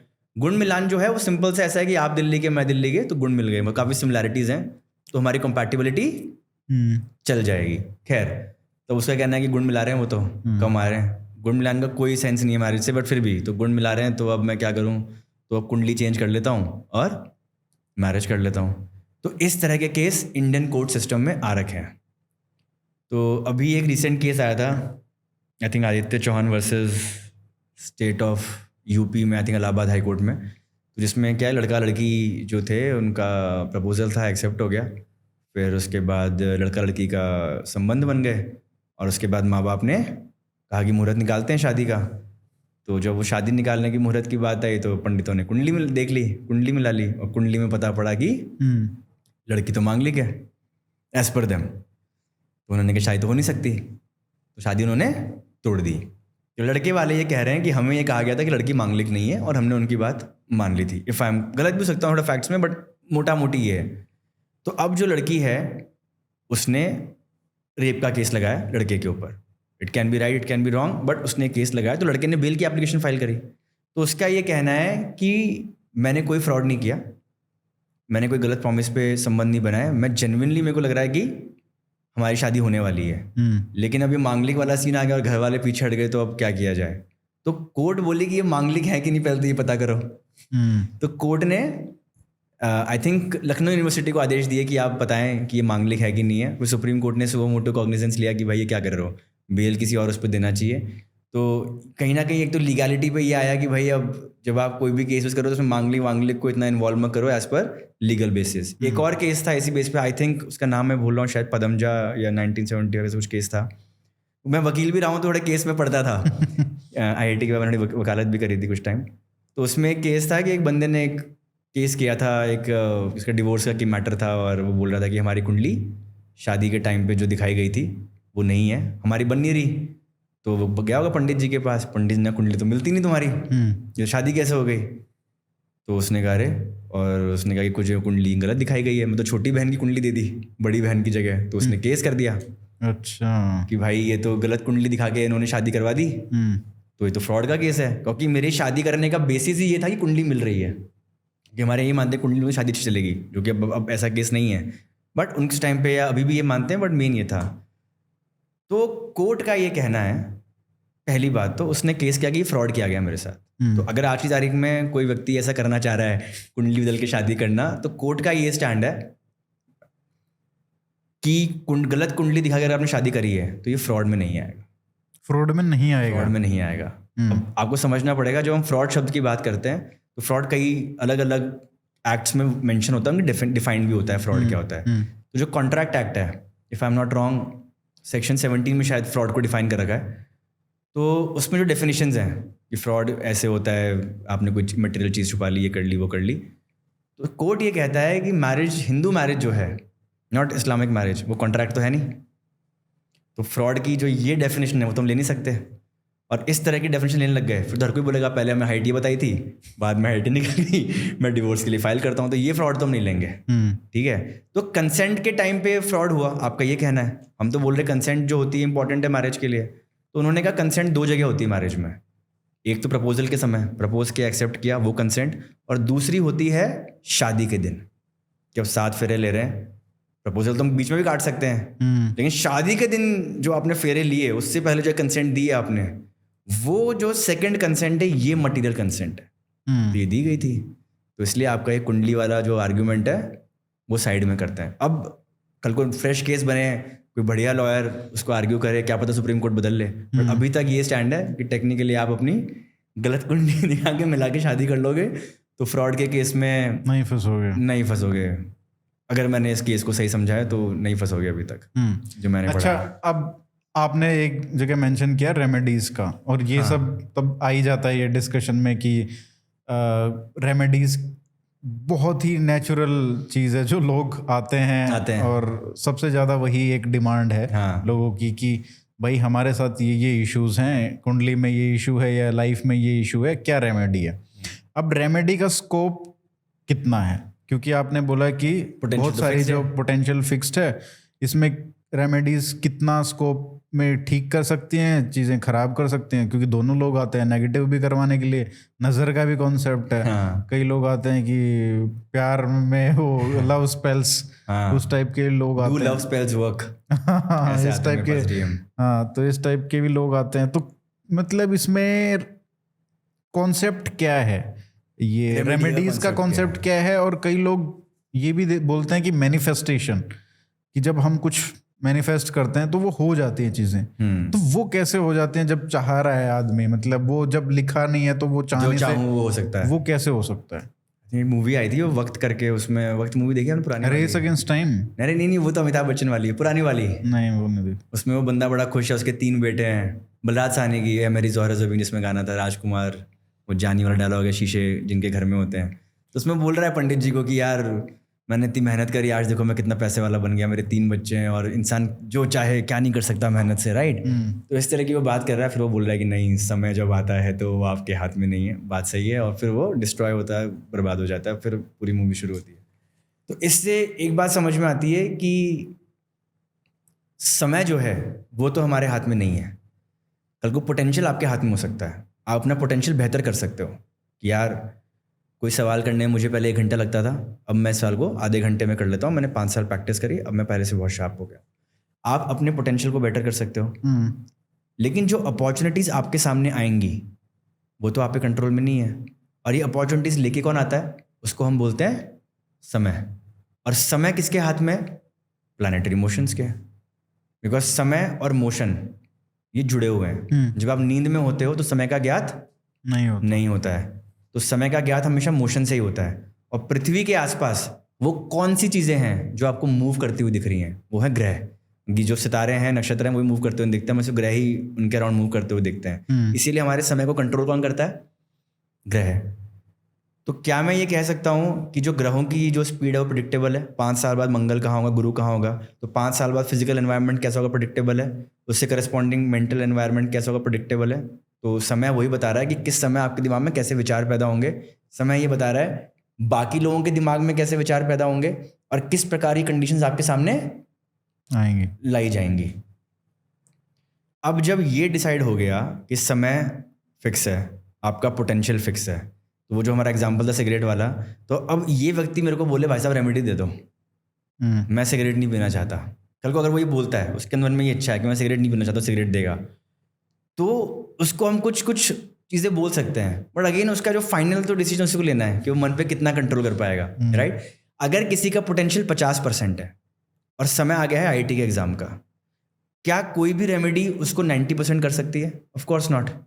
ये तो हम भी जानते हैं, बीज गलत समय बोया तो फल तो नहीं आएगा। आप भगवान भी डांटेंगे, मतलब कि क्या कर रहा है भाई, तेरे को बुद्धि दी है तो उसको सही समय कब बोना है ये दिमाग लगा, रादर देन दिस। तो आम व्यक्ति जो है वो अपने पोटेंशियल पे वर्क कम करना चाहता है, ठीक है। उससे 50% है तो फिर भी माँ चली जाएगी, पंडित जी आईआईटी में कराने का उपाय दे दो। पंडित जी या जो भी हैं ज्योतिष, वो बोल देंगे कि हाँ उपाय ले लो। अगर बिजनेस के रूप में देखें तो रेमेडी मांग रहा है तो उसको उपाय दो, पैसे भी बनेंगे अच्छे, और नहीं हुआ तो बोल देंगे आपने ढंग से नहीं करी। अभी जो चलता है कि आपने ढंग से आस्था से पूजा नहीं करी या इस तरीके से। तो अगर किसी का पोटेंशियल 50% का है और अगर आपकी डिमांड है, यानी योग्यता और आकांक्षा, योग्यता 50%, आकांक्षा है 90%, तो सॉरी, इसकी कोई रेमेडी नहीं है। अब 50% वाला व्यक्ति क्या कभी 90% नहीं पहुंच सकता? पहुंच सकता है। शायद मुझे 1 साल लगे, आपको 5 साल लगे, वो फिक्स है कि आपको 5 साल लगेंगे, पर क्या आपके पास वो 5 साल हैं देने को? तो फिर आपका कल्चरल एनवायरनमेंट आ जाएगा, भाई साहब 5 साल कहाँ दूंगा, नौकरी करनी है, शादी करनी है, तो उसका मतलब व्यक्ति 50 पे रह जाएगा। तो आप जो भी बनना चाहते हो वो आप बन सकते हो, बट उन गुणों को एक्वायर करने के लिए जो आपकी आकांक्षा है और उसके लिए जो योग्यता होनी चाहिए, जो गुण होने चाहिए, जो पोटेंशियल होना चाहिए, उसको एक्वायर करने के लिए शायद आपको बहुत टाइम लगे। तो कल को आप चाहो कि मैं एलोन मस्क इतना पैसा कमाना चाहता हूँ, कमा सकते हो आप, बट पहले आपके अंदर वो गुण भी हैं क्या? तो जब आप मेरे पास आओगे कुंडली लेके कि साहब मेरे को तो अंबानी जितना पैसा कमाना है, देख के बताओ अंबानी बन रहा हूँ कि नहीं बन रहा हूँ, तो पहले तो मैं देखूंगा कुंडली से कि इस व्यक्ति के गुण क्या हैं, और फिर अंबानी बनने के लिए जो गुण चाहिए, एक्स्ट्रा स्मार्ट, अच्छा ओरेटर, बेचने में अच्छा, दूरदर्शी, क्या वो इसमें है कि नहीं है। अब इस व्यक्ति को बेचना ही नहीं आता, ये बहुत इमोशनल है, सेंसिटिव है, प्रोफेशनल ही नहीं है, गुण से पता पड़ गया, तो मैं बोलूँगा भाई साहब पहले तो अपने गुणों पे वर्क करो। जब आप गुणों पे वर्क करोगे फिर हम बात की बात देखेंगे, बट इस गुणों पे वो वर्क कर ही नहीं पाएगा, क्योंकि वो पैटर्न के इतना एडिक्ट है कि वो बोलेगा अरे यार क्या आप ये बोल रहे हो कि मेहनत करूँ, गुण डेवलप करूँ। वो साउथ वाले तो ज्योतिषी बोल रहे हैं कि नॉर्थ वेस्ट में आप पानी का वो रख दो और फिर पैसा ही पैसा है, ये मंत्र बोलो पैसा ही पैसा है, तो मैं तो मंत्र बोल रहा हूँ। जो समझदार आदमी है या जो समझदार आदमी को जो मैं कुंडली देखता हूँ, तो उनमें वो डिजायर्ड गुण ऑलरेडी आप पाओगे ऑलरेडी। तो इसलिए रेमेडीज की लिमिटेशन है। बट क्या रेमेडी काम नहीं करती? ऐसा बिल्कुल भी नहीं है। रेमेडी को आपको बांटना पड़ेगा।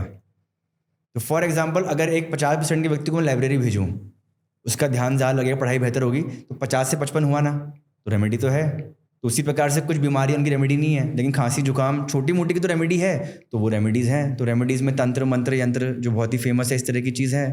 तो फॉर एग्जाम्पल अगर मैं डिप्रेशन में हूँ और उस टाइम पे मान लो ब्रेकअप हो गया, डिप्रेशन में हूँ, सैड हूँ, दोस्त लोग आए घर पे, तो अगर मैं अकेला हूँ और दोस्त लोग घर पे आ गए, तो दोस्त लोग घर पे आएंगे तो मैं बेटर फील करूँगा। एक रेमेडी तो ये आई कि दोस्त लोगों को बुला लो। दूसरी रेमेडी, मैं म्यूज़िक सुनना शुरू कर देता हूँ हनी सिंह के, तो थोड़ा सा बेटर फील करूँगा। तो इसको हम साउंड थेरेपी बोलते हैं। तो मैं गज़ल नहीं सुन रहा हूँ, म्यूज़िक बहुत प्रकार के हैं, मंत्र बहुत प्रकार के हैं, बट मैं एग्जैक्ट वही म्यूज़िक सुन रहा हूँ जिसकी मुझे अभी ज़रूरत है। तो मंत्र जो होते हैं वो म्यूज़िक थेरेपी, साउंड थेरेपी है। और उसके ऋषि मुनियों ने, देखो जिन लोगों ने विद्या बनाई उन्हीं लोगों ने उपाय की रेमेडीज भी बनाई हैं, तो उनकी इज्जत तो करनी पड़ेगी। तो उनको अप्लाई करके देख लो एंड यू विल फाइंड। अगर आप मंगल, अगर किसी का कमज़ोर है, किसी में करेज कमज़ोर है, राइट, किसी में अगर मान लो शक्ति ही नहीं है स्वयं को मोटिवेट करने की, उसको डर लगता है, उस व्यक्ति को आपको रेमेडी देनी पड़ेगी। अब वो रेमेडी क्या हो सकती है? एक भगवान की रेमेडी है, हनुमान जी के जाओ, तो हनुमान जी को सोचते आपके दिमाग में क्या आता है? करेज, बाहुबल, तो एक ही रेमेडी हो गई।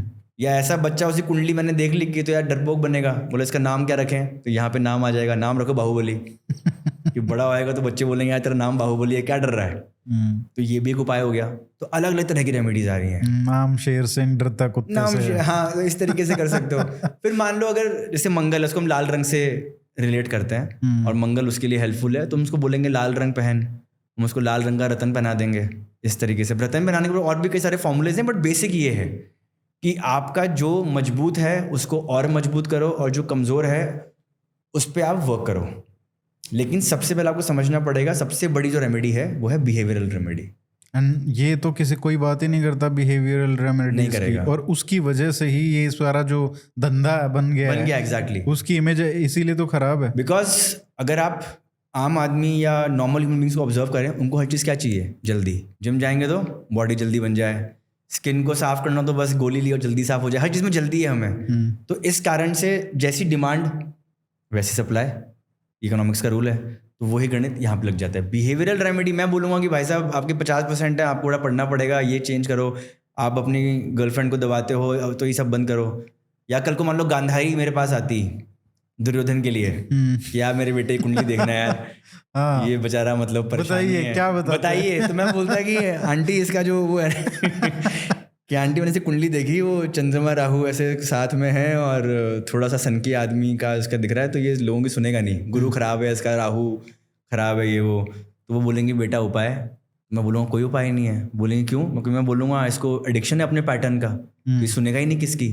तो और आपकी तो बिल्कुल नहीं सुनने वाला, अनलेस एंड अनटिल ये खुद मेरे पास आए कि ब्रो मेरे को यार क्या हो रहा है, ये हर कोई मेरी मतलब परेशान करता रहता है, मैं हर युद्ध हारता रहता हूँ, क्या चल रहा है, मतलब कुछ समझा कि मेरे बिहेवियरल पैटर्न में कुछ दिक्कत है क्या, मेरे में कोई दिक्कत है क्या, मैं अपने आप को जानना चाहता हूँ। तो जब व्यक्ति में ये हो कि यार मैं कौन हूँ असली में, जो मुझे लगता है मैं वो हूँ या मैं कुछ और भी हूँ, तो वो कुंडली से उसको मैं बताता कि ये आपकी ऑब्जेक्टिव रियलिटी है, आपका स्वभाव ये है, आइडियल हैप्पीनेस के लिए ये स्वभाव होना चाहिए, तो बट डिफरेंस बहुत ज़्यादा है। तो आप इस पर वर्क करो। आप जल्दी आप औरों की बात इजीली मान लेते हो, आप उसके ट्रायल एंड एरर्स नहीं करते, आप उसको छोटे लेवल पे पहले अप्लाई नहीं करते, आप सीधे बड़े लेवल पे अप्लाई कर देते हो, दोस्तों यारों की बातें मान लेते हो सीधे। तो गांधारी जी को मुझे बोलना पड़ेगा आपके बेटे का मेरे पास कोई उपाय नहीं है जब तक बेटा खुद ना मेरे पास आए। अदरवाइज कृष्ण जी चले आते ज्योतिषी के पास कि यार उपाय दो, युद्ध में हमें जीतना है। दुर्योधन चले जाता, उनके पास तो कोई कमी नहीं, वो भी आगे वही करते थे, सब तपस्या करते थे। लेकिन जो कोर है नियम संसार का, उसे कोई रेमेडी तोड़ नहीं सकती। अगर बीज गलत पर्यावरण में बोया गया है तो फल सही नहीं आएगा।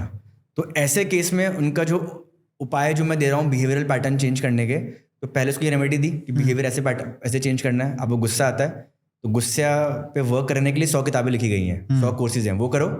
और साथ में एडिशनल फिर उसको मैं एस्ट्रोलॉजी की रेमेडीज दूंगा कि यार ये रंग मत पहनना, तेरा तू डिप्रेशन टोन है तो थोड़ा अंधेरे में नहीं रहना है, साउथ वेस्ट में नहीं रहना है, नॉर्थ वेस्ट तेरा ब्लॉक नहीं होना चाहिए। तो इस तरह की चीज़ें मैं एक्स्ट्रा उसको दे दूंगा, बट वो एक्स्ट्रा में मेन सबसे है बिहेवियरल रेमेडी, और वो कोई करना नहीं चाहता।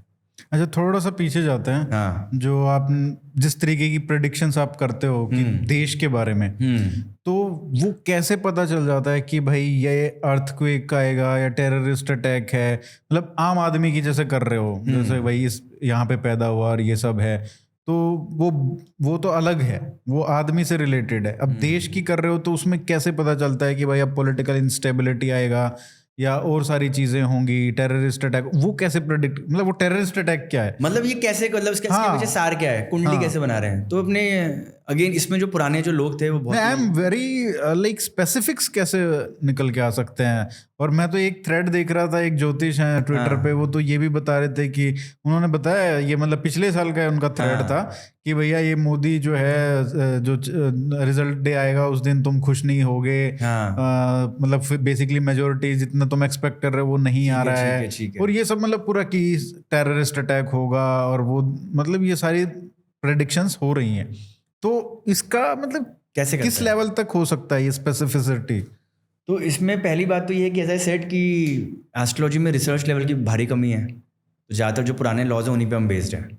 जगह वराहमिहिर ने लिखा हुआ है कि ये कुंडली बन रही है और उसमें ये हो रहा है तो ये रिजल्ट होगा, उसको काफ़ी हद तक हम अभी भी फॉलो करते हैं। जो बृहद संहिता हमारी कोर है, इसको हम बोलते हैं मंडेन एस्ट्रोलॉजी, कि देश में क्या होगा, दुनिया में क्या होगा। तो उसमें एक तो देश की कुंडली इंपॉर्टेंट हो गई, तो उसके हिसाब से हम दशा वशा देखते रहते हैं, गोचर देखते रहते हैं कि जब ये ग्रहों की स्थिति उस टाइम पे ये थी और आज प्लैनेट कहाँ पर है, एक तो वो हमारा बेसिस होता है। उसके अलावा जो एक तरीका होता है वो होता है वर्षफल, इसको बोलते हैं नववर्ष की कुंडली, चैत्र शुक्ल प्रतिपदा जो है।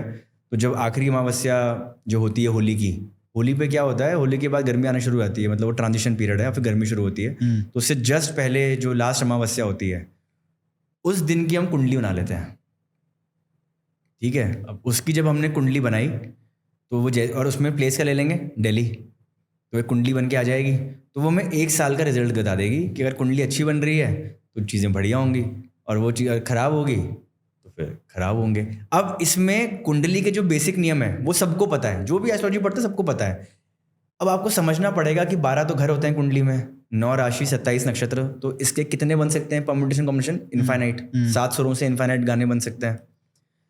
तो अब ये आपके इंडिविजुअल आईक्यू पर डिपेंड करेगा कि आप उससे कितना और निकाल सकते हैं, और वो डिपेंड करेगा आपकी इंडिविजुअल रिसर्च पे। जैसे भी आपने जो एग्जांपल दिया कि उन्होंने कहा था कि देखना तुम इतने खुश नहीं रहोगे, तो होता क्या है जनरली क्यों नहीं लोग मंडेन एस्ट्रोलॉजी करते हैं? बिकॉज लोग जो हैं वो इतना समझते नहीं है कि कितनी मुश्किल है प्रेडिक्शंस करना। तो बस देने कर दी ना, गलत हो गई है, बकवास है। आज साइंस में भी वैक्सीन निकलती है, कितनी गलतियां होती हैं, कितनी बार होते हैं, पर वहाँ पे हम उतने कठोर नहीं होते। हम उनको लीवर दे देते हैं साइंस वालों को कि ठीक है यार, इन्होंने मेडिसिन निकाली, 500 लोग मर गए, कोई बात नहीं, साइड इफेक्ट्स हो गए, पहली बार था, और बार करेंगे तो बेटर हो जाएगा। तो वही एस्ट्रोलॉजी भी डिमांड करती है, बट उसमें उस लेवल की रिसर्च ही नहीं है। तो इसीलिए शायद उन व्यक्ति ने ये नहीं बोला कि आएगा तो मोदी, ये नहीं बोला ना, थोड़ी सी वो जनरलिस्टिक बात कर गए कि इतने खुश नहीं रहोगे। अब अगर वो नहीं बनता तब भी इतने खुश नहीं रहोगे। Getting my point? और वो बन भी गया है तो फुल मेजोरिटी से ही, चाहे बीजेपी की फुल मेजोरिटी नहीं आई। तो वो डिपेंड करेगा आपके इंडिविजुअल आईक्यू पे, आपकी इंटेलिजेंस पे, कि आप कितना बेहतर प्रेडिक्शन करना चाहते हो, और फिर उसको इतना कॉन्फिडेंस आ जाए कि पब्लिकली उसको लिख पाए विद डेट्स करना बड़ा मुश्किल है। जनरल तो बोल ही देते हैं, इन जनरल। जैसे इस साल जब नया साल शुरू हुआ, शनि और मंगल साथ में थे, सब जानते हैं कि शनि और मंगल जब साथ में होते हैं। ये कहना तो बहुत आसान है कि इस साल में अर्थक्वेक आएंगे, हर साल आते हैं। इस साल में ट्रेन क्रैश होगा, वो हर साल ही होता है, लेकिन इस साल सिग्निफिकेंट होगा, शनि मंगल साथ में तो सिग्निफिकेंट होगा। अब होगा कब, ये इंपॉर्टेंट हो जाता है। तो जनरली आप इसमें कमी पाओगे। होगा कब में डेट्स निकाल के प्रेडिक्ट करना, उसमें आप कमी पाओगे, और वो कमी सिर्फ इसलिए बिकॉज मेरा ये मानना है कि जो बहुत इंटेलिजेंट बच्चे हो तो आ नहीं रहे इस फील्ड में, तो रिसर्च ही नहीं हो पा रही है। तो मेरा पीएच का विजन ही ये था कि मैं इनकरेज कर पाऊँ लोगों को कि मैं ये नहीं कह रहा कि एस्ट्रोलॉजी को मानो, मैं तो सिर्फ उसका इस्तेमाल कर रहा हूँ और प्रेडिक्शंस कर रहा हूँ, और 70-80 प्रेडिक्शन ट्रू हो गई 2-3 साल में। तुक्के तो है नहीं, तो कुछ तो है एस्ट्रोलॉजी। तो शायद कुछ इंटेलिजेंट बच्चे प्रेरित हो गए, चलो यार पढ़ के देखते हैं क्या। मैं भी ऐसे ही प्रेरित हुआ था कि यार पहले मैं भी नहीं मानता था एस्ट्रोलॉजी को, फिर मैंने कहा अगर मैं साइंटिफिक टेम्पर का व्यक्ति हूँ तो मैं बिना रिसर्च किए उस पर कमेंट नहीं कर सकता। लेकिन जब मैं देखता हूँ टीवी पे, ध्रुव राठी तो क्या हटाई दो वो तो, लेकिन जैसे आचार्य प्रशांत जी का भी उसमें कमेंट था, तो मेरे को तो दुख हुआ वो देख के कि यार वो इतने मतलब इंटेलिजेंट इंसान है और काफ़ी लॉजिकल, और वो खुद बोलते हैं जानो फिर मानो। तो ज्योतिष के ऊपर या तो वो पढ़ाई करें, रिसर्च करें, परखें, जो लोग प्रैक्टिस करते हैं उनसे बात करें, फिर खुद की प्रेडिक्शंस करें, फिर वो चेक करें कि ये सही है कि नहीं है। तो और जो प्रैक्टिशनर्स हैं उसके बेस पे आप विद्या को झुठला नहीं सकते। शायद विद्यार्थी खराब हो, वो कमज़ोर हो, विद्या अच्छी हो। तो ये एक मतलब मेरे को दुख हुआ था, बट आई थिंक उसका आंसर तो मिल ही गया कि जो एग्जैक्ट जो प्रेडिक्शन होती है, तो उसके लिए हम ग्रहों के कारकत्व का इस्तेमाल करते हैं कि शनि मंगल साथ में तो क्या क्या पॉसिबिलिटीज़ हैं, उनका फिर पीएनसी करते हैं।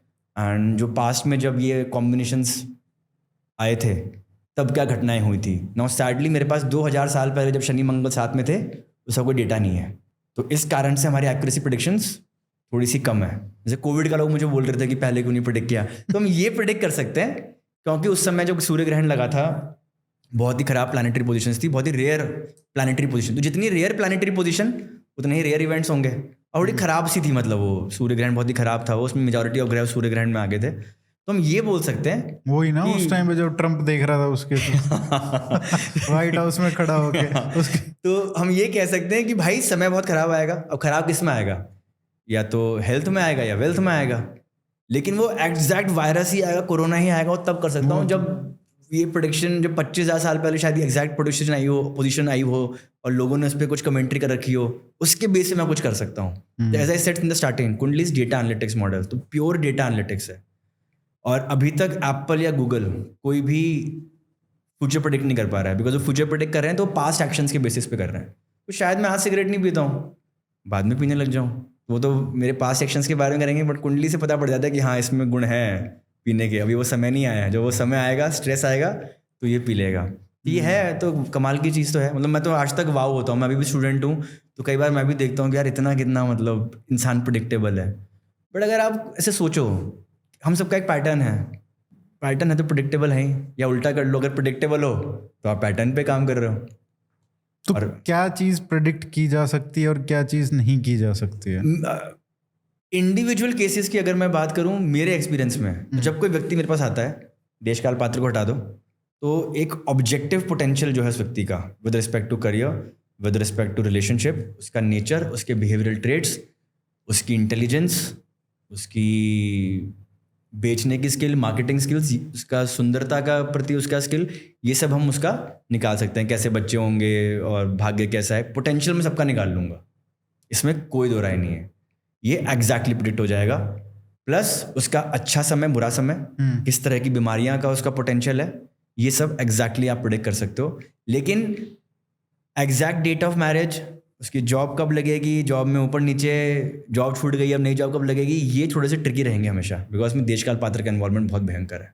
तो अगर मेरे पास कोई व्यक्ति उसका अगर मेरे को इतना ही पता पड़ पा रहा है कि यार मान लो अगर मोदी कुंडली आती है, उसकी मम्मी लेके आती है मेरे पास कि भाई बेटा पैदा हुआ है, कुंडली देखियो, तो मैं यही कहता कुंडली तो बहुत बढ़िया है, मज़ेदार कुंडली एकदम, तो बहुत मतलब प्रगतिशील कुंडली है, तो आप जिस घर में बच्चा पैदा हुआ है इससे बहुत बढ़िया राइज करेगा और बढ़िया इसमें एडमिनिस्ट्रेटिव स्किल्स वो रहेंगी। लेकिन ये देखिए यहाँ पे हाँ, जिस परिप्रेक्ष्य से वो आते हैं, हाँ, वहां पे अगर उनकी सरकारी नौकरी भी लग जाती, हाँ, तो भी वो बात सच हो जाती, जनरलिस्टिक जो बात है। हाँ, बिल्कुल। तो मैं सिर्फ इतना ही कहूँगा कि माता जी, तब तो माता जी नहीं बोलूँगा, तब तो मैं बोलूँगा कि देखो आपका जो बच्चा है, ऐसी कुंडली अच्छी है। तो बोलेंगे अच्छी कैसे है, तो मैं बोलूँगा कि मतलब जीवन मौत से जी लेगा और जो चाहेगा वो उसे मिल जाएगा और बढ़िया है, भाग्य भी अच्छा है, करियर भी अच्छा है, और उस हिसाब से तो वो बोलेगी ये तो तूने बताया तेरी भाषा में पोटेंशियल, अब तू मुझे बता मैरिज है क्या पोटेंशियल है, मतलब मैरिज से मतलब है, तो मैं बोलूँगा तो ख़राब है। और करियर कैसा है, बढ़िया, लेकिन करियर में पैसा कब कमाने लगेगा, तो मैं बोलूँगा 40 के बाद इसका समय बेहतर होगा। तो वो बोलेंगे भाई फिर कैसा अच्छी कुंडली है। अब सोचो 1950s के में आ रही है वो, ना मेरे बच्चे की मैरिड लाइफ अच्छी बता रहा तू, तो ये और बोल रहा है कि 40-35 तक करियर सेटल नहीं होगा, तो कहाँ से अच्छी कुंडली हुई। तो मैं बोलूँगा मुझे तो इतना समझ में आ रहा है कि इसका 45 के बाद बहुत तगड़ा राइज है, और अगर मैं 1950 का व्यक्ति हूँ तो मैं कभी कल्पना नहीं कर सकता, या ना मैं कभी प्रेडिक्ट नहीं कर सकता कि प्रधानमंत्री कुंडली है। इम्पॉसिबल है बॉस। कोई बोलता ना कि प्रधानमंत्री, ऐसी कोई कुंडली नहीं होती कि प्रधानमंत्री कुंडली है, ये कि बहुत तगड़ी कुंडली है, क्योंकि प्रधानमंत्री तब बनेगा जब अपोजिशन वाला भी कमजोर हो। आप ऐसे प्रेडिक्ट नहीं कर सकते नरेंद्र मोदी की प्रधानमंत्री बनेगा कि नहीं बनेगा, उससे राहुल गांधी की कुंडली भी देखनी पड़ेगी, या और लोगों की जो भी कंपटीशन है। हम ये बोल सकते हो कि हाँ समय बहुत तगड़ा है इसका, बट तगड़ा इन रिलेटिव टू व्हाट। अगर राहुल गांधी का तगड़ा हुआ तो वो बन जाएगा, बट अभी तो ऐसा हो नहीं सकता, उसका ज़्यादा तगड़ा चल रहा है। तो मैं उनको समय शायद ये बोलता कि मैं ये, मुझे लगता है कि शायद 45 के बाद किसी सरकारी व्यक्ति के अंदर लग जाए, क्या पता कोई मंत्री इसको अपना OSD बना ले, तब भी पद मिल जाएगा, क्योंकि मैं ये इमेजिन ही नहीं कर सकता वो चीज़। परंतु अगर यही 50 की उम्र में मान लो वो मेरे पास मोदी जी आए, मेरे को बोलें कि यार थोड़ा चल तो रहा है, मैं पॉलिटिक्स में आ गया, तुमने कहा था सूर्य वूर्य बढ़िया, पॉलिटिक्स में आ गया और मैं अच्छे पद पर आ गया हूँ, तो फिर मैं बोल दूँगा कि भाई समय आ रहा है तगड़ा, जो टॉप मोस्ट पोजीशन है वहाँ तक का फाइट मार सकते हो एकदम बढ़िया, और समय भी आपको सपोर्ट कर रहा है। समय सपोर्ट कर रहा है, आपके सितारे बुलंदी पे हैं, और आपके जो अपोजिट में कौन है कॉम्पिटिटर CM बनने के लिए, ले आओ उसकी कुंडली देख के तो मैं और कन्फर्म हो जाऊँगा कि उससे कमज़ोर हो रहे हैं, और फिर इनका टाइम चलता रहेगा तो ये बने रहेंगे, क्योंकि अपोजिशन है ही नहीं। तो ऐसे आप प्रिडिक्ट कर सकते हो, ऐसे नहीं कुंडली देखी भाई साहब तो प्रधानमंत्री कुंडली, बचपन में प्रिडिक्ट कर दिया था, ये इम्पॉसिबल है। अब ये कह सकते हो कि बुद्ध की कुंडली आई तो हाँ इसमें सन्यासी हो गया या इसमें आध्यात्मिक योग है, पर वो चले ही जाएगा ये पता नहीं। इसीलिए आपने सुना होगा प्रेडिक्शन में बोलते थे कि या तो ये व्यक्ति चक्रवर्ती सम्राट बनेगा या फिर बहुत बड़ा एक सन्यासी बनेगा। वो क्यों बोल रहे हैं? बट कई लोग तो मतलब ऐसे ही बन जाते हैं ना, जैसे भजनलाल शर्मा बन गए, हाँ, है ना, खट्टर बन गया, वो तो किसी के दोस्त थे, यार दोस्त थे, या किसी ने मतलब चाहा कि उनको बनाना है, बिल्कुल, तो वो ऐसे ही बन गए। उनका ऐसा कोई ट्रेजेक्ट्री, आप जैसे अगर भजनलाल शर्मा से एक दिन पहले मिलता तो क्या प्रेडिक्ट कर सकते थे कि भाई तेरे को कल CM बनाना? नहीं, ऐसे नहीं कर सकते कभी भी। पर हम ये जरूर कर सकते हैं, देखो अगर मेरे को भजनलाल शर्मा या किसी भी ऐसे व्यक्ति की कुंडली आए जो एकदम से, जो उस टाइम शायद मोदी भी एकदम से बने थे, अगर उस टाइम के हिसाब से देखें, फिर भी वो बहुत पुराने टाइम से कार्य करता है। आई थिंक भजनलाल शर्मा जी पुराने कार्य करता है। पहले तो आपको समझनी पड़ेगी कि अचानक से कोई CM नहीं बन रहा है, वो हमारी नज़र में बन रहे हैं पर माया की नज़र में नहीं, बहुत कई लोग एक अचानक से भी बन रहे हैं। कई लोग, मैं तो बोलता हूँ अचानक से बन गए, कि राबड़ी देवी बन गई अचानक से, वो बेस्ट एग्जाम्पल है, उससे बेस्ट तो कोई एग्जाम्पल नहीं है। तो जब आप, अब नियम तो सेम है कुंडली में, अगर साइंस है, साइंस में नियम एकदम फिक्स्ड होते हैं, तो यहाँ पर नियम फिक्स्ड है कि अगर आपका भाग्य स्ट्रांग है, करियर स्ट्रांग है, और समय भी उनके स्वामियों का आ गया या उनसे जुड़े हुए नक्षत्रों का आ गया, तो वो व्यक्ति राइज करेगा ही करेगा। तो राइज करेगा ये पक्की में बोल सकता हूँ। वो कैसे करेगा? बिकॉज आपको समझना पड़ेगा एक व्यक्ति एटॉमिक नहीं है इस यूनिवर्स में, और भी बहुत सारे लोग हैं, उनके पास कुंडलियां नहीं है, उनका वो नहीं है। अगर मान लीजिए आपके पास सभी एमएलए की कुंडली मिल जाए, हाँ बिल्कुल, 100 एमएलए हैं किसी स्टेट में, उन 100 की मिल जाए तो क्या, और उन्हीं में से सीएम बनना है, उन्हीं में से सीएम बनना है, तो क्या आप प्रेडिक्ट कर सकते हो कि ये व्यक्ति बनेगा? तो आई थिंक देखो, क्योंकि मैंने बताया किया नहीं है, एक्सपेरिमेंट हुआ नहीं है, तो मैं सिर्फ इन्फ्रेंस कर सकता हूँ, अनुमान कर सकता हूँ। तो मेरे ख्याल से तो किया जा सकता है, जो सबसे स्ट्रॉन्ग और थोड़ा सा भी जो पॉलिटिकल माइंड होगा वो ये भी लगाएगा कि भाई क्या फैक्टर्स हैं, जैसे मध्य प्रदेश, छत्तीसगढ़, राजस्थान में ये पात्र भी तो लगाना पड़ेगा। इसमें ये भी हुआ था ना कि भाई एक को ब्राह्मण को बनाना है, एक को ओबीसी को बनाना है, देन यू कैन थिंक अच्छा यहाँ पे ये बन गया तो अब ये ऑप्शन वो तो कट हो गया। एग्जैक्टली, तो जैसे हम यूपीएससी में करते हैं कि ये दो तो कट ही गए, तो वैसे 100 एमएलए आएंगे और वहां का देशकाल पात्र कह रहा है कि भाई हम तो मान लो बिहार है, तो बोले यहाँ पे तो बड़की जाति का बन ही नहीं सकता, यहाँ पे तो ओबीसी बनेगा, तो बड़की जाति की तो हटेगी पहले ही, तो मुझे ओबीसी देखना पड़ेगा। मेरे यहाँ पे बायस पॉइंट ऑफ व्यू आ रहा है, बिकॉज मैंने हटा दिया है, क्या पता कल को 60-गांठ और बन जाए। तो आइडियली ऑब्जेक्टिवली हमें सबके देखने चाहिए, उनमें सबसे स्ट्रॉन्ग कुंडली उनको आइसोलेट करना चाहिए, फिर मैं ये लगाऊंगा कि इनमें से कौन ओबीसी है, कौन बड़की जाति का है, यहाँ पे सीएम किसको बनाते हैं, उस तरीके से। लेकिन आपको समझो, कल को मेरे को पॉलिटिकल पार्टीज अप्रोच करें कि यार ये कैंडिडेट्स आए, इनमें से कौन जीतेगा कौन हारेगा, तो ऐसा नहीं है कि वो बोले कि मैं फिर टिकट डिस्ट्रीब्यूशन उसी के बेसिस पे हो रहा है। कर सकते हैं उस बेसिस पे, कोई गलत बात नहीं है, बट अगेन वो जिससे किस्मत में उसी को मिलनी है। मैं नहीं भी होता तब भी उसी को एमएलए बनना था, मैं बस जरिया बन सकता हूँ। आपको समझना, अब राम जी नहीं बोलते कि वो जरिया है, कोई भी तो रावण को मारता, वो जरिया बन गए, तो एस्ट्रोलॉजर जरिया है, बट जनरली हम बोलते गए अरे हमने बनाया है, कैसे वास्तु के बदलते ही मंत्री से बने महामंत्री हमने बनाया उनको, ऐसे करते ना कि मैंने उनको बनाया, ऐसा कुछ नहीं है। अगर वो किस्मत में है तो वो बन के रहेगा, जो होना है वो होना ही है, बिकॉज पैटर्न है तो वो एक्चुअलाइज होके रहेगा पोटेंशियल। परंतु अगर हमें ये पता हो तो एक मैं गाइड कर सकता हूँ कि मोदी जी देखो, जो एमएलए कैंडिडेट्स जो आपको उनको मिलेंगे ही ऐसे जो हारेंगे, गेटिंग माय पॉइंट, उनको ऑप्शंस ही ऐसे आएंगे। अगर मोदी जी का समय बुरा चल रहा है तो एमएलए के लिए जो एप्लीकेंट्स होंगे वो ऑटोमेटिकली ऐसे ही आएंगे जिनका समय बुरा चल रहा होगा। तो बस मैं ये बोल सकता हूँ कि भाई देखो, ये जो 30 एमएलए इनका तो बहुत बुरा समय है, और जो भी ऑप्शन सारे बुरे हैं, तो यहाँ तो हारेंगे।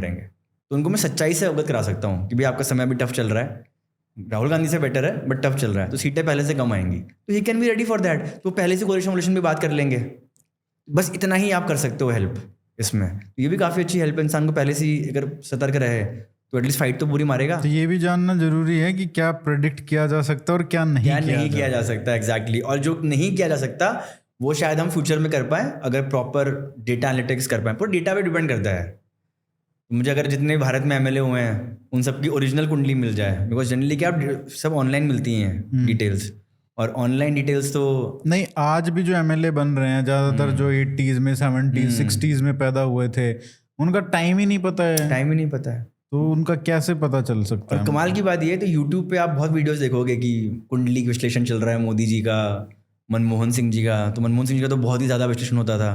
तो जब मैंने वो संजय बारू जी की किताब पढ़ी, उसका नाम क्या था, लिखी थी ना, एक्सीडेंटल प्राइम मिनिस्टर, तो उसमें उनका एक पूरा लेख है जिसमें वो आते हैं कि अरे मनमोहन जी, वो आडवाणी जी पूजा कर रहे हैं कि वो प्रधानमंत्री बन जाए और आप ना बनो। तो उसने कहा मैंने मनमोहन जी को पहली बार स्माइल करते हुए देखा, एकदम हंसते हुए, और बोले कि उनके पास जो मेरी कुंडली है वो गलत है, मेरी डेट ऑफ बर्थ ही गलत है। वो जिस दिन मैं स्कूल गया था 26 दिसंबर आई थिंक जो भी उनकी, तो वो 26 सितंबर शायद आई थिंक जो भी है। तो इस पे आप बताओ, न्यूमेरोलॉजी वाले वीडियोस बना रखे हैं कि 8 नंबर ये और वो है, क्योंकि बैक ट्रैक तो कर सकता है ना। अगर आपने, मैं एस्ट्रोलॉजर हूँ, आपने मुझे कुछ बता दिया अपने बारे में, फिर तो मैं मिला ही लूंगा उसको। आप समझ लो, अच्छा ज्योतिष वो होता है जो आपकी बात पे विश्वास ना करे, वो बोलेगा मैं तो कुंडली की बात विश्वास करूंगा। आप तो झूठ भी बोल सकते हो, आप कुछ भी बोल सकते हो। तो ढंग के ज्योतिष जो होते हैं वो कुंडली पे मानते हैं, लेकिन जो ऑनलाइन जो चल रहा है सेलिब्रिटीज़ का विश्लेषण, वो थोड़ा सा गलत रहता है, because exact date of birth unless and until वो सोर्स से आ रही हो कि भाई राहुल गांधी जी या मोदी जी से खुद ही लेके आ गए, क्योंकि मोदी जी की 2 डेट ऑफ बर्थ चलती हैं। हाँ, लेकिन उनको भी कहाँ पता होगा एग्जैक्ट, जैसे मोदी जी का है, क्या उनको सीरियसली पता होगा कि मैं इस टाइम पे पैदा हुआ था? तो क्योंकि उसमें तो मिनट्स का आता है ना। तो अब ना इस पे मैंने रिसर्च करी थी, तो जैसे ना प्रेडिक्शंस के लिए जब आई थी कि यार मोदी जी जीतेंगे कि नहीं जीतेंगे और ये वो, तो जो मेरे पास मोदी जी कुंडली तो है नहीं, और डेट ऑफ बर्थ जो रिलायबल है वो 17 सितंबर 1950 जो हर जगह है, बिकॉज उनकी 10th में आई थिंक कुछ और दे रही 29 अगस्त या ऐसे कुछ। तो अब कन्फ्यूजन आ गया, 2 डेट ऑफ बर्थ हैं, बाद में 17 सितंबर 1950। तो कैसे प्रिडिक्ट करें भाई? तो मैंने तो उस टाइम पे सिर्फ जो वर्षफल कुंडली थी उसका इस्तेमाल किया कि क्या वर्षफल कुंडली में तो दशम भाव राजा का होता है वर्षफल कुंडली में, तो भाई राजा बदल रहा है कि नहीं बदल रहा है, तो वो ठीक ठाक ही था, तो उसमें इतना दिक्कत नहीं थी। तो उससे थोड़ा सा कॉन्फिडेंस आया कि सरकार में इतना बदलाव नहीं आएगा।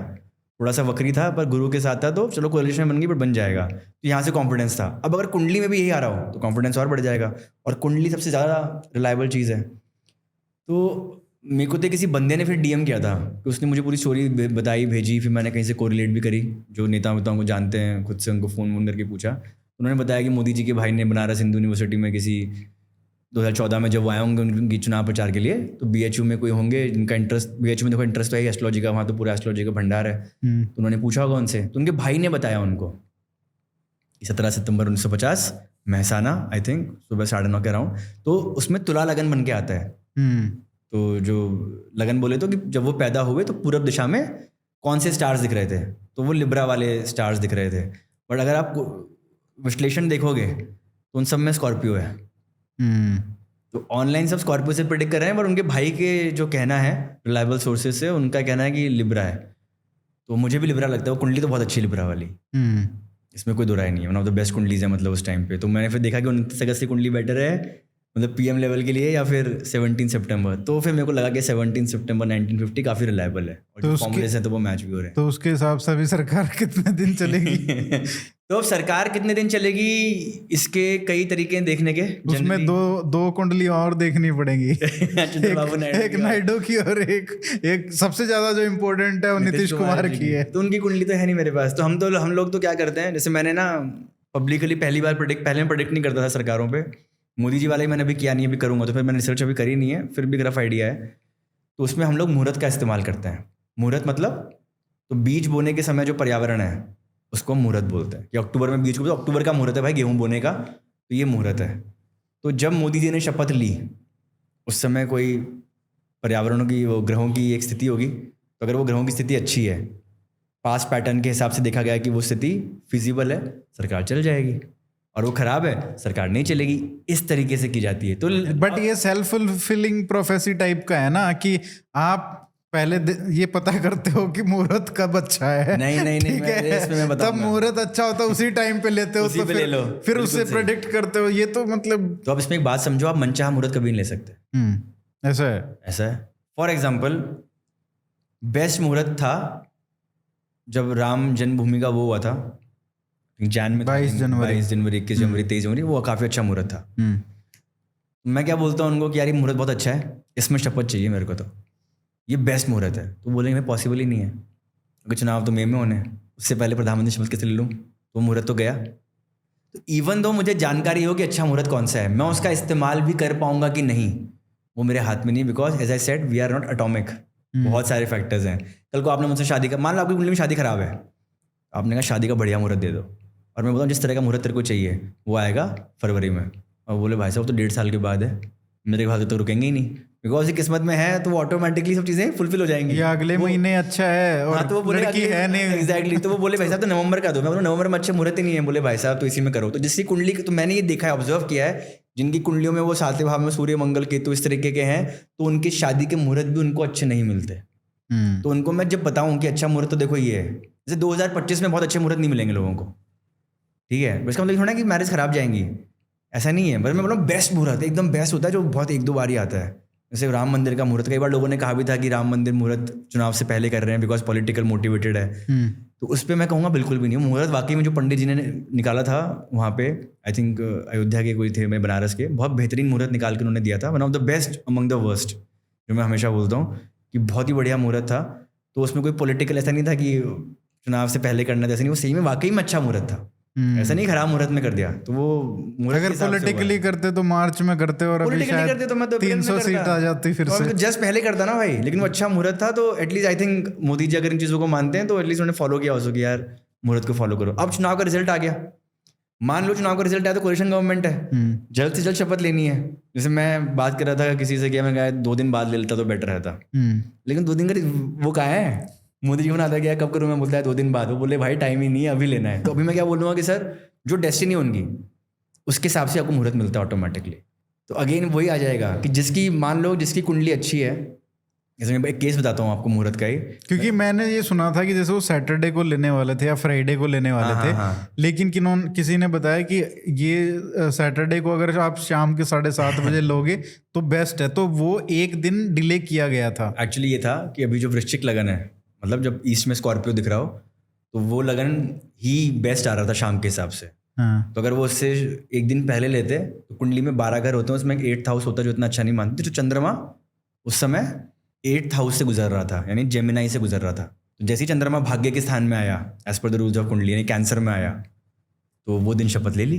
लेकिन वो जो कुंडली जो है, तो स्कॉर्पियो को फिक्स साइन बोलते हैं ज्योतिष में, तो उसमें जनरली स्थिरता लंबे समय के लिए रहती है। तो कुछ राशियां में अगर आप काम करोगे तो लंबे समय के लिए काम रहता है, कुछ में ट्रैवल, ऐसे मतलब बहुत सारी चीज़ें हैं। तो जैसे जो मुहूर्त था तो मुझे बेस्ट अमंग द वर्स्ट लगा। तो मुझे लगता है कि सरकार, इवन तो मैंने पूरी एनालिसिस नहीं करी, बट डिसेंट है वो मुहूर्त, काफ़ी मतलब बहुत अच्छा मुहूर्त है। तो ऐसा नहीं है कि चाहे उसमें कंट्रोवर्सीज रहें, लड़ाई झगड़े रहें, वो खतरनाक लॉज लें, कंट्रोवर्शियल लॉज बनाएं, वो डरेंगे मरेंगे कहीं नहीं। लोग बोले ना करेज कम हो जाएगा और डर के काम करेंगे अब कोलिशन, मैं बता रहा हूँ कोई फ़र्क नहीं पड़ने वाला। एकदम दबंग तरीके से रूल्स आएंगे, लॉज आएंगे, पॉलिसीज आएंगी, चाहे वो मैंने प्रिडिक्शंस में लिखा हो, चाहे वो कॉन्स्टिट्यूशनल हो, कुछ भी हो, या सिविल कोड हो, उस तरीके की चीज़ें। अब अगेन हम यूनिफॉर्म सिविल कोड, कोई पंडित जी लिख के तो कहीं ऋषि मुनि की यूनिफॉर्म सिविल कोड का ये मतलब ग्रहों की स्थिति होती है। ये हम सोच के प्रोडिक्ट करते हैं कि कॉन्ट्रोवर्शियल क्या हो सकता है आज के टाइम पे, यूनिफॉर्म सिविल कोड, तो हम लिख देंगे यूनिफॉर्म सिविल कोड हो जाएगा इस तरीके से। तो वो होता है कि नहीं होता है हमें नहीं पता, बट ये ज़रूर है कि इस समय जो जैसे मतलब 2019 में भी किसी ने प्रेडिक्ट किया होगा तो उन्होंने सोचा होगा कि ये दिसंबर के आसपास और 1-2 साल तक ये बहुत प्रोटेस्ट दिख रहे हैं यहाँ पे, तो हो सकता है यूनिफॉर्म सिविल कोड, लेकिन था वो कुछ और ही, फार्मर प्रोटेस्ट हो गया। तो ये वाला है। जैसे फॉर एग्जांपल मान लो किसी ने मेरी कुंडली देखी होगी, तो उसने क्या देखा होगा कि यार पढ़ने वढ़ने में तेज़ है, एग्जाम निकाल लेगा तो भाई इसका लोगों से मिलना जुलना होगा, बड़ा सर्कल रहेगा। तो मैं गाँव में पैदा हुआ, तो गाँव के व्यक्ति का ये कैसे पॉसिबल है? Only through IAS।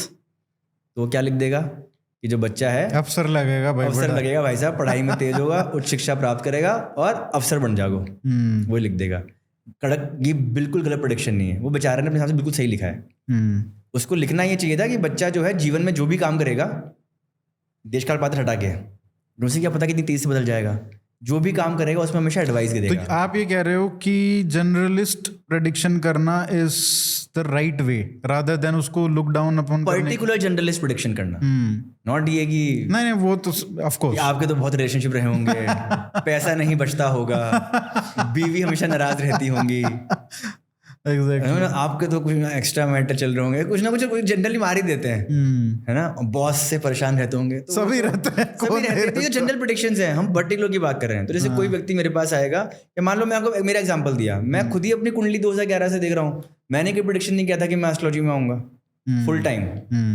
एस्ट्रोलॉजी में इंटरेस्ट है, कुंडली से दिखेगा। ये व्यक्ति हमेशा एडवाइजरी रोल्स में रहेगा। मैंने पढ़ाया UPSC के लिए, मैंने लॉ में भी मैं एडवाइस देता था, तो हमेशा पढ़ाना, बच्चों को एडवाइस देना, आज भी पढ़ाता हूँ, आज भी एडवाइस दे रहा हूँ। तो ये बिल्कुल सही प्रेडिक्शन रहेगी उसकी। ये व्यक्ति हमेशा इस वाले का काम करेगा, किस लेवल पे करेगा वो भी हो जाएगा, और कब ये राइज करेगा कब फॉल करेगा ये भी हो जाएगा। पर वो एग्जैक्ट एस्ट्रोलॉजर ही बनेगा ये नहीं, बिकॉज अगर डीमोनेटाइजेशन नहीं होता तो कभी ऑनलाइन पेमेंट पे ट्रस्ट नहीं आता, और वो वर्ल्ड वाइड या इंडिया वाइड इतना फेमस नहीं होती। अगर कोविड नहीं होता तो ये क्या बोलते हैं उसको, इंस्टाग्राम और इस पर चैनल्स पे ट्रस्ट आया लोगों का, वो नहीं होता। यूट्यूब में कितनी बढ़ोतरी उस टाइम पे। अगर जूम नहीं आता तो ऑनलाइन बात करना, ऑनलाइन कॉल कर पाना, पहले लोग क्या बोलते थे आपका ऑफिस है क्या, तो बातें नहीं थे, पेमेंट तो हमेशा कैश देंगे और ऑनलाइन कभी करना नहीं चाहेंगे, उनको ट्रस्ट नहीं था। तो डीमोनेटाइजेशन, कोविड, जूम, इन सब के कारण आज मैं एस्ट्रोलॉजी को फुल टाइम कर पा रहा हूँ। अदरवाइज मैं तो वकालत कर रहा था, अपना बना रहा था पैसे, बिकॉज हॉबी जो आपकी मोनेटाइज नहीं होगी तो आप फुल टाइम नहीं आ पाओगे ना। इन सब कारणों के चक्कर में मैं एस्ट्रोलॉजी में आ पाया, अदरवाइज तो मैं कभी फुल टाइम कर ही नहीं पाता। तो ये कैसे कोई प्रेडिक्ट कर देगा कि कोविड आएगा, डीमोनेटाइजेशन हो, ये कोई प्रेडिक्ट नहीं कर सकते। हम सिर्फ कुंडली का पोटेंशियल प्रेडिक्ट कर सकते हैं और उसका इंडिविजुअल समय प्रेडिक्ट कर सकते हैं, अच्छा और बुरा। बिकॉज ये इंडिविजुअल समय का अच्छा बुरा सामाजिक समय पे भी डिपेंड करता है। तो ये एक बहुत बड़ा रीज़न है। अच्छा, ये भी प्रेडिक्ट किया जा सकता है कि जो जैसा आपने बच्चों की बात की कि बच्चों की सेहत कैसी रहेगी, या उनके लिए क्या किया जा सकता है कि अगर सेहत खराब लिखी हुई है तो वो ठीक हो जाए। तो जब बच्चा पैदा होता है तो माँ का सवाल आता है कि भाई हम कुंडली कब दिखाएं, अभी दिखाएं बाद में दिखाएं, तो मैं बोलता हूँ कभी भी कुंडली दिखा सकते हो, बच्चा पैदा हुआ है। लेकिन अगेन हमें समझाना पड़ता है उनको पहले पूरा ये पोटेंशियल है और क्या करियर एग्जैक्ट होगा प्रेडिक्ट करना मुश्किल है। परंतु हेल्थ में तो कोई सामाजिक का इतना इन्वॉल्वमेंट नहीं आ रहा है, तो हेल्थ तो आप किसी की भी प्रेडिक्ट कर सकते हो। तो अगर उनको अपनी कुंडली ले आए तो मैं उन्हें बचपन में हम उसकी कुंडली देख के बताया जा सकता है कुंडली के द्वारा इसको ये हेल्थ इश्यूज रहेंगे। मान लो उसका लिवर कमजोर है, तो अगर ये बच्चा जब कॉलेज जाएगा तो वहाँ पे पार्टियाँ होती हैं, तो ये ऑब्जर्व करेगा कि और बच्चे जब ड्रिंक कर रहे हैं और मैं कर रहा हूँ तो मेरा पेट जल्दी खराब हो रहा है। अगर इसको पहले से बता दिया जाए लिवर बेटा थोड़ा कमज़ोर है, उसको ध्यान रखना है, तो ये उस पर उसके कारण जो इफेक्ट्स आएंगे उसको लिमिट कर सकता है। आप हटा नहीं सकते बट कमी तो लेके आ सकते हो। जैसे अगर हमें पहले से पता है कि यार शुगर है तो फिर हम मीठा नहीं खाते ना, तो कुंडली के द्वारा हम इसका इस्तेमाल कर सकते हैं कि छोटे क्या ये प्रेडिक्ट किया जा सकता है कि आपको शुगर होगा या डायबिटीज होगा? अरे कुछ मैं बता रहा हूँ, कुंडली से आप कुछ भी प्रेडिक्ट कर सकते हो। हेल्थ तो बहुत बड़ा पार्ट है साइंस की जब बात करते हैं। क्योंकि मेरे को एक बंदे ने बोला कि होगा, एक ने बोला नहीं होगा और दोनों ने बहुत फुल कन्विक्शन के साथ बोला। हाँ, तो जनरली जो भी इंटेलिजेंट बंदा होगा वो कभी भी फुल्ली कन्विक्शन से नहीं बोलेगा, हमेशा ये बोलेगा कि जो पास पैटर्न है उसके हिसाब से आपको ये होना चाहिए और मेरी प्रेडिक्शन में ये लिमिटेशंस हैं। तो समझदार ज्योतिष हमेशा प्रेडिक्शन में लिमिटेशन जरूर बताएगा। तो अगर वो ऐसा नहीं बता रहे हैं, वो रीज़न नहीं समझा पा रहे हैं, तो फिर आपको नहीं माननी चाहिए उनकी बात। तो और फिर लोगों से मिलते रहो जब तक कोई ढंग का, क्योंकि वो रिकमेंडेशन जो बोलते हैं कि आपका होगा, वो रिकमेंडेशन क्या देते हैं, शुगर मत खाओ। बट शुगर खाने से थोड़ी होता है, मतलब डायबिटीज जो होता है वो तो चिंता करने से होता है, वो डिप्रेशन में और ये सब ज़्यादा आप सोचते ज़्यादा हो चीज़ों को, तब मेरे ख्याल से ज़्यादा वो साइंटिफिकली अगर ऐसा नहीं है कि आप शुगर ज़्यादा खाते हो तो आपको डायबिटीज होगा। हाँ, मतलब ये बोलते हैं कि शुगर खाने का असर तो होता ही है, बट अगर शुगर आप स्ट्रेस में खाओ तो और भी असर ज्यादा है। तो स्ट्रेस का ज्यादा इम्पैक्ट है ना, स्ट्रेस का हमेशा ज्यादा इम्पैक्ट आता है। वो तो एक्सपेरिमेंट भी हुआ था रैबिट्स पे, उनको प्यार से पाला गया और मीठा खिलाया गया तो उनकी बॉडी में कोई कोलेस्ट्रॉल नहीं बढ़ा, और स्ट्रेस में रख के खिलाया गया तो उनका बहुत ज्यादा आया था। तो कुंडली में 12 घर होते हैं, उनमें से 6th हाउस जो होता है वो इंटेस्टाइन्स का होता है, गट हेल्थ जिसको हम बोलते हैं, और उसी को रोग भाव बोला गया है। और ये तो हो गया बॉडीली, इसको मेंटली कर लो तो लिटिगेशन, लड़ाई झगड़ा, शत्रु भाव इसी को बोलते हैं। तो अगर एस्ट्रोलॉजी साइंस मेरे को इसलिए इतनी करीब लगती है बिकॉज एक तो बहुत प्रमाण तो है इसी प्रेडिक्शंस के, प्लस आप ये देखो आज जो बोला जा रहा है कि आपकी गट हेल्थ आपके मेंटल हेल्थ को इम्पैक्ट डालती है। गट हेल्थ अच्छी तो आपका जीवन अच्छा है, तो वो तो 6th हाउस को बोल ही रहे हैं गट हेल्थ। तो 6ठे भाव में अगर मान लो किसी का राहु वक्री शनि बैठा हुआ है तो ऐसे व्यक्ति का जो डाइजेस्टिव सिस्टम है वो आप कमजोर पाओगे। 6th हाउस में मंगल केतु बैठा है तो आप उसके अंदर एसिडिटी पाओगे ही पाओगे, और फिर तो ये पैटर्न मिलेगा ही मिलेगा वो। अच्छा ये बताओ मेरे को, ये हमारे जो ऋषि मुनि थे जिन्होंने ये सारा सिस्टम बनाया, इनको ये क्या पता कि ये ग्रह में ये क्वालिटी है, मतलब मंगल है तो उसका ये क्वालिटी मतलब ही होगा। ये कैसे पता चला होगा, ये ग्रहों की क्वालिटीज कैसे निकाली? हाँ, तो हमारा पहला जो मैंने कहा, जो मेरी थ्योरी मैंने प्रोपाउंड करी कि फिजिकल एनवायरनमेंट मेंटल को प्रभाव डालता है, तो सन की अगर मुझे क्वालिटीज़ निकालनी है तो सन फिजिकली कैसा है उसको आप ऑब्जर्व कर लो। क्या मैं कह सकता हूँ सन फिजिकली हॉट है, हमें तो गर्म ऐसे होता है असली में क्या पता नहीं, हॉट है। उसकी धूप दोपहर में बड़ी हार्श फील होती है, सुबह और उसकी अलग होती है। सन पावर सोर्स है और हमारा जीवन सूर्य के अराउंड घूमता है। इनफैक्ट ऑब्जेक्टिवली देखो तो हर कोई सूर्य का चक्कर काट रहा है। रियल लाइफ में ऐसा कौन व्यक्ति है जिसको मैं सूर्य से कंपेयर कर सकता हूँ? तो राजा ने जो बोल दिया उसको मानना पड़ता है। राजा के अराउंड हर कोई घूमता रहता है, राजा हार्श होता है। जो हल्का राजा होगा, जैसे मनमोहन सिंह था तो कोई इज्जत नहीं थी उसकी, और हमें चाहिए कि राजा हार्श ही हो। तो बोलते ना अफसर ही नहीं आया फिर तो वैसे गाँव हल्का कलेक्टर होता है तो बोलते हैं तो कलेक्टर ही नहीं है, कलेक्टर तो अब आया है जो हमें डांट रहा है, तो जो डांटे वो कलेक्टर गाँव में ऐसा बोलते हैं। तो इस तरीके से हमने देखा कि सूर्य को मैंने किससे कंपेयर किया? राजा से। अब घर में आ जाओ, घर में हमारा जीवन किसके अराउंड घूमता है, किसकी डिसीजन मेकिंग मेन चलती है, कौन है prime authority? Father, at least patriarchal में तो फादर ही है इन जनरल। ऑफिस में सूर्य कौन होगा? बॉस हो गया। तो तरीके से अब इसकी और क्वालिटी निकाल लेते हैं। अगर मैं सन को सोलर सिस्टम से निकाल दूं तो क्या मैं कह सकता हूँ इंस्टेंटली हम लोग मर जाएंगे? पावर सोर्स से निकाल ले तो इंस्टेंटली खत्म। आपकी बॉडी में वो कौन सा पार्ट है जो इंस्टेंटली निकालती मर जाओ इंस्टेंटली? तो एक तो हार्ट आएगा, एक हेड हो गया, हाथ काट दो तब भी जी लोगे, इंटेस्टाइन तो भी कुछ देर जी लोगे। हेड और हार्ट में इंस्टेंट डेथ है, तो इसीलिए हेड और हार्ट को सूर्य से कंपेयर किया गया है। तो यानी, और माया का नियम ध्यान रखना, तो मान लो कि बच्चा रात को पैदा हुआ है, क्यों ये दिन में 12 बजे अभिजीत मुहूर्त और इतना भी सूर्य सबसे स्ट्रांग होता है उस टाइम पे, बलशाली होता है। रात को सूर्य कमजोर हो जाता है, तो मान लो कि बच्चा रात को पैदा हुआ, आधी रात को पैदा हुआ है, सूर्य बहुत कमज़ोर, क्योंकि हमारे लिए तो कमज़ोरी है, रात बहुत स्ट्रांग है। सर्दी चल रही हो, सर्दी में सूर्य और कमज़ोर हो गया। फिर सर्दी में बच्चा पैदा हो रहा है रात को सर्दी में, और उस दिन मान लो सूर्य ग्रहण भी हो। ठीक है। और कुंडली में ये जो प्लानिटरी पोजीशन है, ये क्योंकि बच्चा ऐसे समय पैदा हुआ कि वो प्लानिटरी पोजीशन उसके बॉडी के 8वें पार्ट पे इम्पैक्ट डाल रही है, क्योंकि ये जो प्लानिटरी पोजीशन है किसी ना किसी पार्ट पे इम्पैक्ट डालेगी। जैसे सूरज की धूप मेरे चेहरे पे आ रही है तो हम क्या बोलते हैं कि हेड अगर फर्स्ट पार्ट है तो है चेहरा, सेकंड पार्ट है तो sun, second part of the body को इम्पैक्ट कर रहा है। अगर मैं बॉडी को 12 पार्ट में डिवाइड करूँ, तो अगर मैं कुंडली को आपके बीच को 12 पार्ट में डिवाइड करूँ, तो मान लो किसी के रात को पैदा हुआ, ये सब हुआ, और सूर्य मान लो उसके चौथे भाव में बैठ गया या जो भी हो गया, तो हम फिर इस तरीके से बोल सकते हैं कि भाई फादर का सुख कम होगा, उसकी अथॉरिटी से नहीं बनेगी। कुछ तो रफ प्रेडिक्शन दे सकते हैं, जैसे कि आप दिल्ली को तो मैं कुछ प्रेडिक्शन दे दूंगा, तो वैसे कुछ तो आप दे पाओगे ना। तो बोलेगा यार आपको कैसे पता, आप बोल दोगे यार तेरे फादर को हार्ट इशू रहेंगे, सूर्य पे ग्रहण लग गया है और तेरा अथॉरिटी से नहीं बनेगी, पिताजी का ये हो जाएगा, पिताजी से नहीं बनेगी, पिताजी का सुख नहीं मिलेगा, सुख में कमी, कुछ भी आप ऐसे बोल सकते हो। तो कुछ ना कुछ तो मैच हो ही जाएगा। ये में कभी एरर नहीं आएगा, मतलब इस तरह की चीज़ों में। तो ग्रहों के गुण ऐसे निकालते हैं। जैसे बहुत ही इंटरेस्टिंग है कि अब चंद्रमा है, तो चंद्रमा का सबसे ज़्यादा विजिबल इफेक्ट किस पे हम दिखता है? चंद्रमा पृथ्वी को खींच रहा है अपनी तरफ, तो क्रस्ट को भी खींचता है और वाटर को भी खींचता है, बट उसका माया परसीवेबल इफेक्ट कहाँ दिखता है?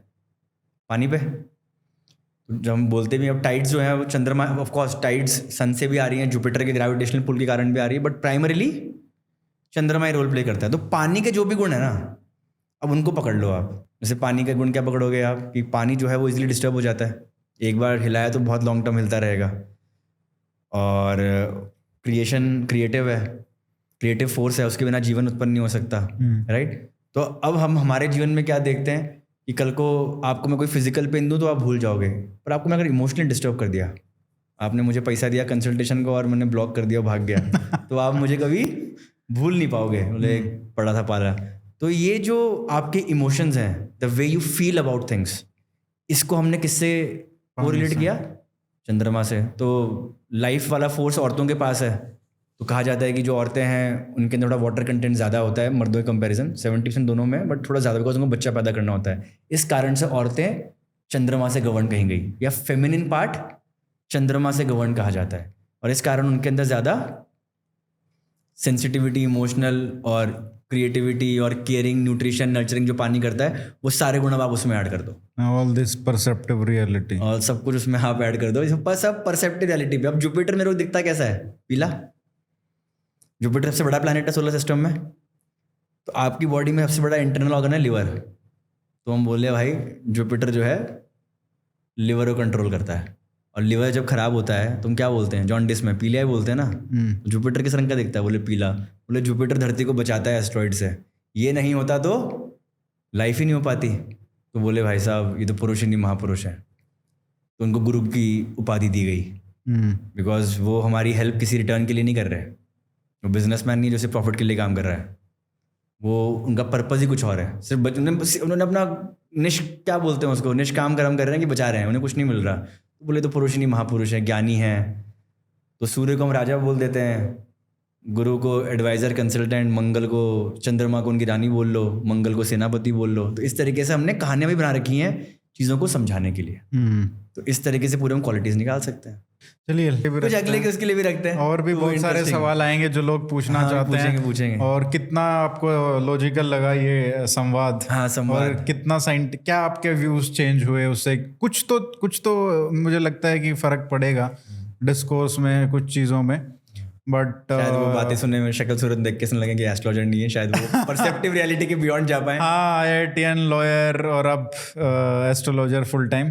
तो जो क्रीम ऑफ क्रीम आप कह रहे हैं कि सोसाइटी का नहीं आता है इसमें, तो होपफुली वो आए और कुछ और हमको जो इनोवेशंस हैं और जो चीज़ें हैं उन पे काम करने का मौका मिलेगा। Thank you so much sir. Thank you so much. आपने इतना अच्छे से एक्सप्लेन किया। रात को 3 बजे हुए हैं, अभी 3:30 बज गए। तो बहुत बहुत धन्यवाद sir. Thank you so much. Thank you.